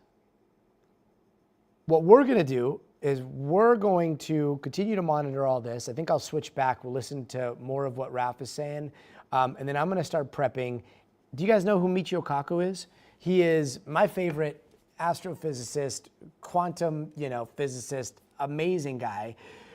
I've been dying to get his take on the Artemis mission today. So Michio Kaku is going to come up in just a little while. What we'll do is we'll take you through what happened in Artemis, if you guys missed that, and we'll set it up, and then I'm going to hit Michio Kaku with all of my favorite SLS, Starship questions about helium-3 on the moon, about quantum computing, about going to Mars, all the stuff that I really want to talk about. And that's what we were talking about a little bit earlier. But for now, let's continue to monitor what's happening in reaction to the president's speech from the White House, yeah? Wait, hold up. Moon mission is so major, right? That's what I'm saying. I agree with that. We are all people should be treated equally. Yes, agreed. Thanks so much, Jordor. And there was one other thing that I saw. Okay, let's take a listen. When you look at what's happening with the Strait of Hormuz, as we see some of the numbers there, Raf, and this idea that the president has suggested even today at a closed-door Easter event, the White House posted video, pulled it down, but he suggested he would be fine with staying. He has a desire for oil, for the region's oil, but he doesn't think that the American people have the patience to wait that out. I mean, it's a dynamic that is important for him domestically, but also, as you point out, internationally with allies too. Yeah, absolutely. And as Monica said, the president has this habit of saying the United States doesn't use the Strait of Hormuz. It's much more important to countries in Europe, countries in Asia. The reality is oil is a global market. If there is a scarcity of oil anywhere in the world, it is going to affect the price that Americans pay at the pump. Another line that the president has been laying out is that the Iranians' ballistic missile and drone production capacity has been crippled, has been severely degraded. They are certainly not firing as many drones and missiles as they were at the beginning of the war, Hallie. But people here in the Gulf do not feel that they are facing a crippled Iran on the other side of the fairly narrow Persian Gulf waterway here. Just this morning, an Iranian cruise missile hit a Qatari oil tanker not very far from where we are. Yesterday, a Kuwaiti tanker in the port of Dubai was hit by a drone. Neither case were there any injuries, and thankfully no major environmental spill. But it is very, very clear Iran retains the ability to threaten its neighbors, to threaten international shipping, and the idea that they have lost the ability to fire missiles, to fire drones, it just does not reflect reality, Hallie. Raf Sanchez live for us tonight in Doha. Raf, I'm glad to have you in the region. Thank you. I want to bring in now Brian Chung, our correspondent on all things business, on all things oil and gas, Brian, because it's so critical to this conversation. There have been times in the past where it has felt throughout the course of the last month since this war began that remarks from the president, remarks from some of his top officials were aimed not just at the American people more broadly, but at the markets specifically, at traders specifically, to try to calm what has been in some ways a roller coaster ride over the last 4 weeks. We know that the world is watching what's happening here. There's a major economic impact. And we saw that even a bit tonight, right, with the oil markets. You and I have talked about the futures, every week since this war began. Yeah, and there are futures that trade, by the way, right now, more specifically in Asian markets are just straight up open right now. And then you see futures trading in the U.S. markets as well. Nothing particularly notable, but I do want to point out that commodities markets did move quite a lot. Brent oil, again, this is a measure of international oil prices, jumped during his remarks. It was about $98 going into his speech. It rose by $4 over the 20 minutes that he spoke. That is a noticeable move here, and it underscores everything that you were just talking about with Raf here, because if the idea is that the president is essentially giving the United States a potential off-ramp for actual activity in the Gulf, but then also leave it up to the Middle Eastern countries to essentially deal with Iran keeping that Strait of Hormuz effectively closed, well, then that doesn't do anything to relieve oil prices. So oil traders are not looking at his remarks and feeling optimistic about the idea that there will be a free flow of traffic through the Strait of Hormuz anytime in the near future. And for that reason, you do see oil prices continuing to rise. So to the degree that the president is acknowledging that gas prices at the pump are hurting consumers, his remarks tonight did not do the job of assuaging markets over getting those prices any lower from here. As Raf pointed out, these are globally priced markets, and based off of the movements that we're seeing in those globally priced markets, it doesn't seem like any of his remarks that he said just now are going to do anything to lower prices for Americans at the pump, Hallie. Maybe worth making one other point, too, here, Brian, which is that even if this war does wind down, as the president seemed to suggest maybe in the next 2 to 3 weeks, although, again, that's still somewhat of an open question given what else he's suggested about the timeline, staying less specific about it. It is not as though that as soon as the United States says this war is over, it means all things are a go in the Strait of Hormuz and gas prices drop back down right away. The White House has made that argument. Is that reality or is that the hope? Well, the White House has made that argument, and the president did say at one point during his speech that once all of this is over, gas prices will go down and stock markets will get back up to record highs. But I should point out that there was an interesting rhetorical point that he made where he was basically saying that on one hand, I mean, he acknowledged, and I think it's significant that he acknowledged there is a consumer pain. I think he said that Americans are concerned about rising gas prices. That is something we have not heard from the president so far. But then he also falsely claimed that there's no inflation in the United States. That's just simply not true. Government data confirms that prices in this country rose by 2.4% as of the last read on a yearly basis. That's prices across the board, up 2.4%. That is not zero inflation. And then he also said that higher prices were, quote, entirely the result of the Iranian regime. So, Hallie, that is 3 outs that he's giving himself and the White House to say if inflation does come down the pike as a result of these higher oil costs, because, again, it costs more money now just to move things around the country because of higher diesel costs, higher jet fuel costs as well. He's essentially going to say that was Iran's fault. He's going to say that, oh, by the way, we had no inflation to begin with, which is not true. And he's also saying, look, I get that you're talking about this, but again, we're going to deflect that over to the Iranians and say that that's their fault. Again, will that be a convincing argument for them, especially as they go to the midterms? That is an open question. Brian Chung, thank you very much for that. Obviously, much more to follow as we are tracking all things related to the war against Iran right here on NBC News Now. We are also tracking that other big news of the evening. You heard the president briefly address it. That is, of course, that historic mission around the moon, Artemis 2. We're going to have continuing coverage on what is happening way up in space with our Gotti Schwartz right after this very quick break. Stay with us. Let's go. That's me. That's what's coming up next, guys. All right, that was Hallie Jackson in Washington. Okay, no more Oval Office talk for a little bit because we are going to be jumping back into Artemis. Go for it, Todd.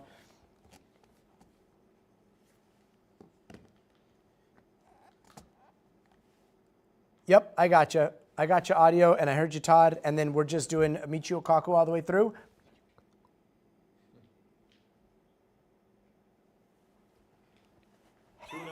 Heck yes! Dude, Michio Kaku! This is, guys, I'm not going to fangirl out too hard here, but do you guys even know? Do you guys even know who Michio Kaku is? Because you should. You should read all of his books. Quantum Supremacy, so sick. We're going to ask him about helium-3 and how that plays into the quantum revolution that we're about to see. We're going to ask him about becoming a spacefaring civilization because so much of the inspiration behind a lot of the way that we see space comes from his work. It is going to be such a fun time talking to Michio Kaku. I hope you guys are listening. Maybe I'll sneak in a question about UFOs and aliens. I don't know. He's talked about it before, but probably we will be talking a lot about space. Yeah. Hey, what's up, Lojano? I used to watch Stay Tuned in Snapchat. Now you're watching it here. Where are you watching on TikTok? Nice. We got TikTok in the house. We got Twitch in the house, YouTube in the house. And if you guys are just watching and you're like, wait, what? This looked like a very serious news program just a little bit ago. Guess what? It's a party. During the commercial breaks, we get to chat. I look at what you guys are talking about, and if it's nice, then we answer questions. Helium plant destroyed in the Middle East. Yes. One Time Cookie, that is very true. And helium is very hard to come by here on Earth. Helium-4 in particular. Helium-3, very, very valuable. Like a liter of it is up to $20 million.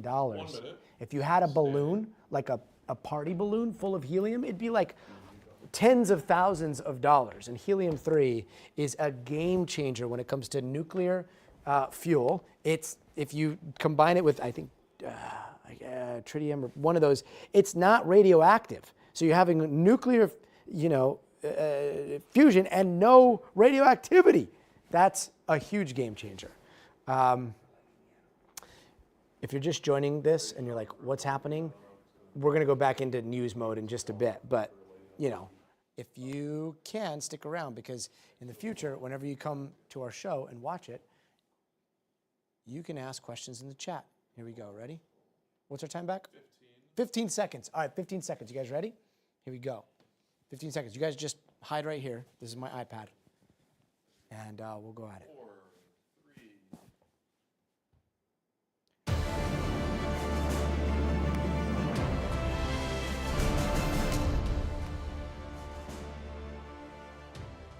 Hey there, I'm Gotti Schwartz, and we want to get you back to the history we just witnessed earlier, just a few hours ago. That massive Artemis rocket successfully lifted off from the Kennedy Space Center, and the president, he took some time to acknowledge the mission's success, at least so far, in that presidential address that just wrapped up.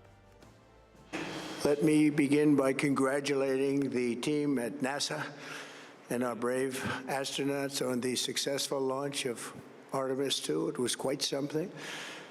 It will be traveling further than any manned rocket has ever flown and will very substantially pass the moon, go around it, and come back home from a distance that has never been done before. It's amazing. They are on the way, and God bless them. These are brave people. We want to God bless those 4 unbelievable astronauts. Brave people indeed. I mean, there were people on top of this. This is like a 37-story rocket people got right here on the tippity top, and they blasted off 8.8 million pounds of thrust hurling up into space. And now all of that is separated. They are in that tiny capsule, and they're circling the Earth as they build up some speed, some momentum to slingshot out towards the moon. It is going to be absolutely epic. They're going to be going further in space than humans have ever gone before. It's a feat that hasn't been done in the last 50 years, this far into space. And the crew, made up of 3 Americans and 1 Canadian, they're also going to be the first people to launch towards the moon since the Apollo 17 mission back in 1972. This is the start of this new era in space exploration. This one mission is such a huge moment for the country's space program, and this is just the beginning. Artemis 2 is setting the stage for more lunar missions, including a possible moon landing in 2028, eventually a mission to Mars, moon bases. People from across the country and around the globe have made that trek to get a front row seat to history, while others have been watching it from home or at watch parties or here in our studio. And some even got a view from 30,000 feet up in the sky. Imagine flying in a plane and catching some video of Artemis 2's journey to the moon. There was a flight to Costa Rica that somebody was on. They captured this video outside of their window. Look at that. Could you imagine? You're up there at cruising altitude, and then you see this candle just pointing up straight at the heavens. And if you have seen it or if you haven't seen it, we do want to take you through the moments from mission control to the launch. So here it is. Launch weather is go. Thank you, LWO and Artemis MMT Chair. MMTs go. Thank you, John. And Integrity Launch Director. Good Airways, Charlie. PLT. Thank you, Charlie. This is Victor. We are going for our families. MS1. This is Christina. We are going for our teammates. MS2. This is Jeremy. We are going for all humanity. All right, Charlie, your Artemis 2 crew is go for launch. Full send. Yeah, I copy that. Full send. Reed, Victor, Christina, and Jeremy. On this historic mission, you take with you the heart of this Artemis team, the daring spirit of the American people and our partners across the globe, and the hopes and dreams of a new generation. Good luck. Godspeed, Artemis 2. Let's go. The rocket is on its own. 4 brave explorers ready to ride the most powerful rocket NASA has ever launched.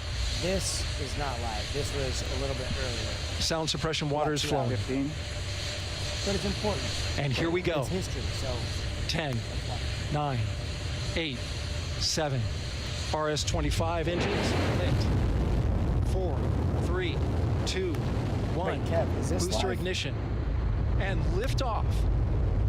The crew of Artemis 2 now bound for the moon. Ooh. Humanity's next great voyage begins. Chat. While we play this video for you over here, right? Down below, it looks like NASA keeps popping up some of the feeds from the capsule. So we're starting to see the first images from inside Houston, now of controlling Orion. the flight of Integrity on the Artemis So yeah, 2 mission. this is not live, but this down here is live. Integrity, AMT high. And not April Fools. This is real. On time passing Irish Island. Not Integrity live. passes the ultimate Live. goal. Target milestone. Mission Control Houston seeing good performance on 4 main engines. Space Launch System core stage. Integrity, 3 miles in altitude. Traveling more than 1,200 miles per hour.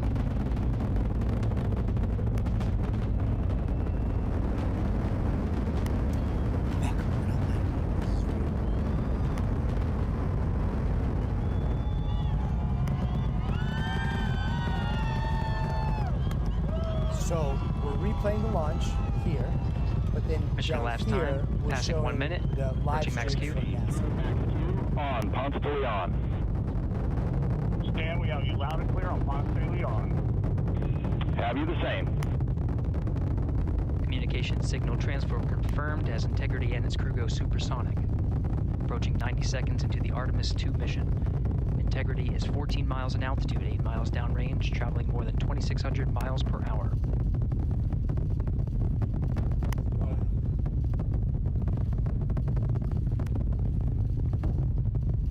Artemis 2 is not going to make a moon landing. Artemis 3 is not going to make a moon landing. Artemis 4 is going to make a moon landing. 1 minute 50 seconds of mission elapsed time, standing by for main engine throttle down to 85%, ahead of solid rocket booster separation. They got to figure out how to make 2-minute 9-second mark. Work with something like this. So this will be up in space on the next Artemis 3 mission, or maybe even the New Glenn rocket. And then this will go up. The capsule will separate. Confirmed separation. This coffee thing is a main engine's throttling up. Guidance this will be floating up there, and then they will link it with whatever lunar lander SpaceX can come up with, and then that will come. Integrity, guidance converged, performance nominal, upper stage RCS ready. Be able to come back safely to Earth. Integrity, SM priming complete. Firmament. You guys are pulling my leg because it's April Fools, and you guys are pretending like you don't believe in the lunar. 2 minutes 45 seconds of mission elapsed time into the Artemis 2 mission. Thrusters on integrity and upper stage confirmed in a ready state ahead of service module fairing separation. Yeah, 15 to 16,000 miles per hour. It gets even faster. Mach 3 minutes into the flight. When they're in space, 49 miles in altitude, even crazier 78 miles than that, but it is downrange. totally possible. Now to passing survive. 5,000 miles per hour. There is very little gravity Integrity, good last Genesis, outside of the atmosphere of space, and Copy, speed is Jettison. relative. Team Eco 8+02. But you know what? Anybody that thinks that And Houston the has lunar you landing loud and of the clear Apollo on missions Tigris at the is not common real, line. we'll ask Michio Kaku about it, okay? Just relax. You guys just stay right here. Keep watching. In just a little bit. 3 minutes, we're gonna 50 ask all the seconds into the flight of conspiracy Artemis 2, theories to Wiseman, Michio Glover, Kaku. Cook, and Feel free Hansen to crossed the put them in boundary to chat. space with good comm checks. Integrity, GPS processing. Outstanding, Stan. We see the same, and we have a beautiful moonrise. We're headed right at it. Beautiful moonrise. Let's go. Integrity and nominal MECO, core stage separated. Timeless guitar. Yeah. Yep. You're right about that. We see the same on King, board, Stan. no, it's real. Promise.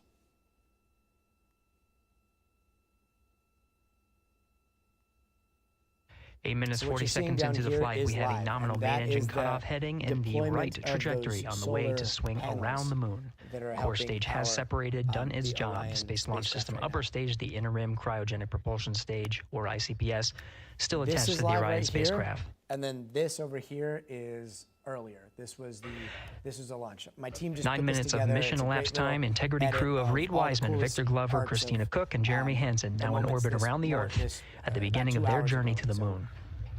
Integrity, good PRM, and 1 minute to Teeter's Who's handover. filming the ship from the outside? Remote-controlled cameras. Copy that. We see the on. same on board, and the sun is rising on Integrity. What's up, Crappy Leftist? Outstanding.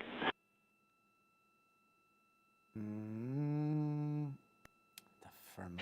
And with that, the first burn trickster of the interim cryogenic propulsion system yes. has been completed and put the crew on the right trajectory to get them to the moon. I mean, I'm stuck here in Los Angeles.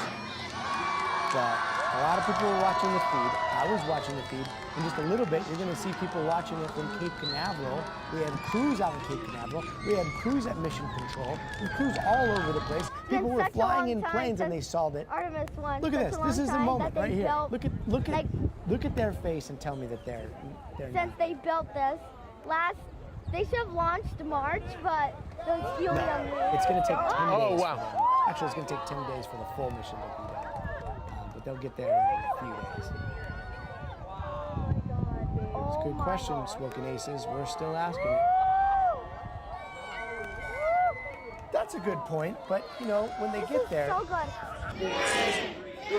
telemetry, the data that they're going to be sending back, all that we can prove. 30 seconds? The last one back in All right. '72. I was young back then and watched that, and to be able to see this has been on our bucket list, and to be able to see this is wonderful. Something seen by so many today, bringing awe and inspiring a whole new generation. I want to bring in Professor of Physics at City University, New York, Michio Kaku, to talk a little bit more about the science of this launch and this journey. Michio, always a pleasure to see you, especially on a historic day like today. You have imagined such an incredible future for our species in so many of your books. How do you see Artemis playing into the future of humanity extending beyond our planet? Well, you know, the launch has generated a level of excitement that we haven't seen for the space program in years, a generation. I mean, think about it. I'm here speaking at the Illinois State University. And speaking to students here at Illinois State, I sense an energy, an excitement that we haven't seen before. Now, what's driving that? Well, when you think of the first space race back in the 1960s, the Apollo space program per year spent 5% of the federal budget in a year. Think about that. 5% of the federal budget went into the space program back in the 1960s. That was unsustainable. Now, today, there's a difference. Rockets are reusable. And because rockets are reusable, that has dropped the cost of booster rockets tremendously. And that has helped to open the skies to the space program. And so we're entering a new era, an era where we have rocket ships that simply don't bankrupt the banks anymore. Michio Kaku, I'm so glad you brought that up. I've got it. I don't know if you can see, but I've got my little model here. We've got Starship, and then we've got the SLS right here, little capsule, compared to the amount of pay. Like, this thing is a 18-wheeler when it comes to getting cargo on a place like the moon, right? What kind of game changer is that? Right, and you can see all the changes being made by technology. And let me say something else. Technology has also made the voyage to Mars a distinct possibility because prices have dropped for the space program. And think about it for a moment. Unlike the moon, Mars has soil that can be used for crops. It has water. It has ice. It has the capability of generating a new home. And so when we think about the rocket program, we just had to realize what's next. What's next after the moon? The moon has no soil, it has no oxygen, no water, but Mars has all of the above. And so we have to realize that one of the benefits of the space program is that we have the option of creating a new home in outer space. Cannot wait for that. And yet, Michio, as you know, we live in an era of deep fake, something that the Apollo 11 guys never had to contend with. And yet, you know, in the decades that followed the Apollo missions, there were some people that were like, we never landed on the moon. Today, there are those of us that saw this launch and are so inspired. And then there are still some people that are like, nah, that's not, we didn't go back to the moon, and this is just another hoax. I know that you've probably been asked this question before, but what is your favorite, like, no, there are reflector plates still on the moon that we can see, or no, we can still kind of see some of the remnants from the Apollo mission? What is your biggest go-to for those that don't believe that the lunar missions even happened? Well, believe it or not, there's some people who still believe that the Earth is flat. I mean, my attitude is, don't waste your time. Don't waste your time talking about people that have ideologically committed themselves to becoming the king of the block because they make the most outrageous statements about the space program. It's a waste of time. Time will tell when these people realize that we put people into outer space. They'll begin to realize that, my God, there really was a space program after all. I wish people would spend less time reading about those conspiracy theories and more time reading about things like helium-3, which seems like would be a huge game changer if there is as much helium-3 as we believe there is in the makeup, the composition of the moon, right? Right. We used to think that the moon was simply barren and not worthwhile prospecting for jewels or rocks or whatever. But realize that first of all, the moon has water at the South Pole because of shadows, permanent shadows created by mountaintops and the South Pole means that meteors that collided with the moon and the South Pole left water vapor in the form of water that could be harvested by astronauts. And so that's one plus. And then you mentioned helium-3. Helium-3 is exotic, is quite rare, found on the planet Earth, but still quite rare. But you could use it for fusion reactors. That would give you the energy necessary to drive a space platform, to drive a city on the moon by harvesting helium-3. So there are some resources on the moon that we haven't thought about because we've only skimmed the surface of the moon. But the moon has water and the moon has helium-3 that could be used to create nuclear power plants. And Michio, you are part of the Apollo generation, and today you are also a part of the Artemis generation. Do you see them as one and the same? I see them as quite different because during the Apollo program, it was let's beat the Russians, let's beat the Russians. As Isaac Asimov, the science fiction writer, once said, we played football, we won, we took the football and went home and forgot about everything. That's what happened to the space program. We scored a touchdown. We beat the Russians.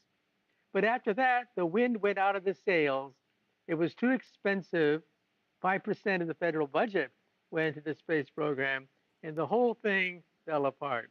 Now it's different. People are realizing that this is our future. Our future could be with the space program.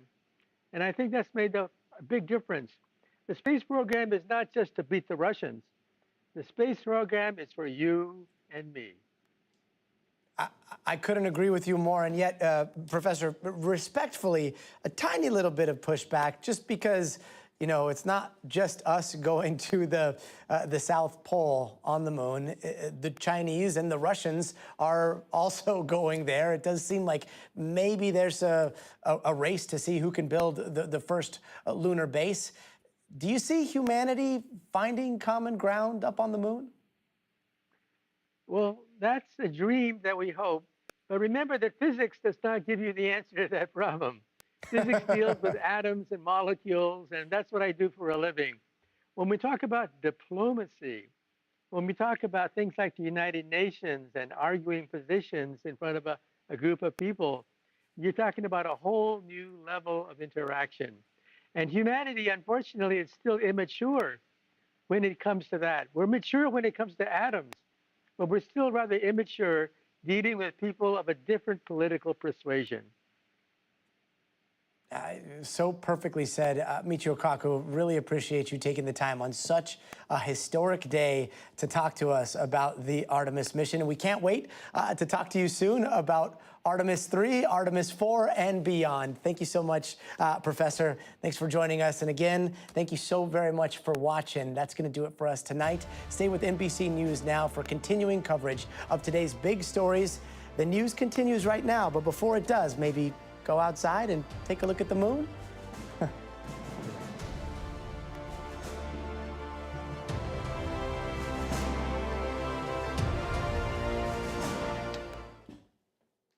Whew, all right.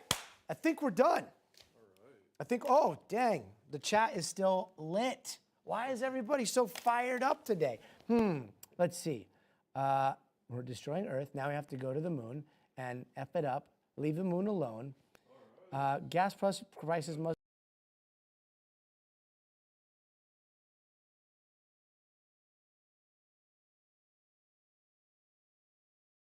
the gas on the moon is.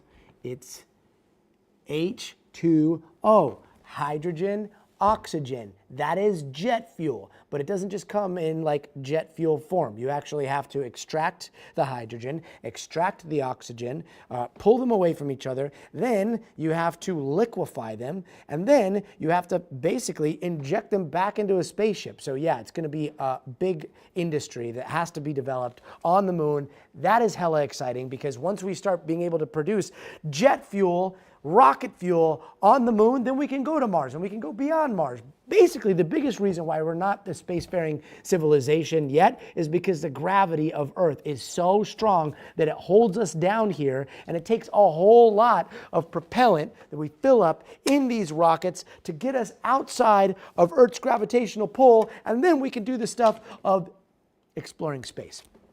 But if we start to do that on the moon, then we skip that whole process, and then boom, we're off to the races. Mars, here we come. That's why the moon is important.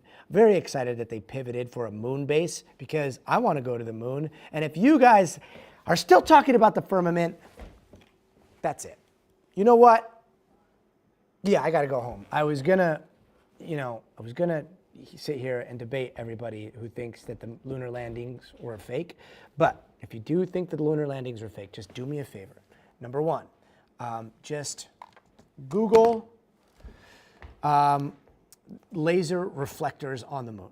And then you'll read about the reflectors that were placed there by the Apollo missions that we still can see today, and scientists still shoot lasers at to determine the distance that we are from the moon, because that affects all kinds of stuff. That's a good one. Look into the parabolic arch of the dust that falls during the Grand Prix when they were flying those moon buggies away. Check out the aperture and the settings for the camera for the mission where they were taking everybody's picture, and people were like, where are the stars? It wasn't exposed for stars. It was exposed for the brightness of the lunar surface during the daytime. Anyway, lots to look up. So if you do me a favor, just please, if you're going to believe those conspiracies just for a little bit, also strongman the other side of the argument. That way you at least have a full picture. Anyway, got to go. Guys, thank you so very much. And Leslie, thanks so much. Bye.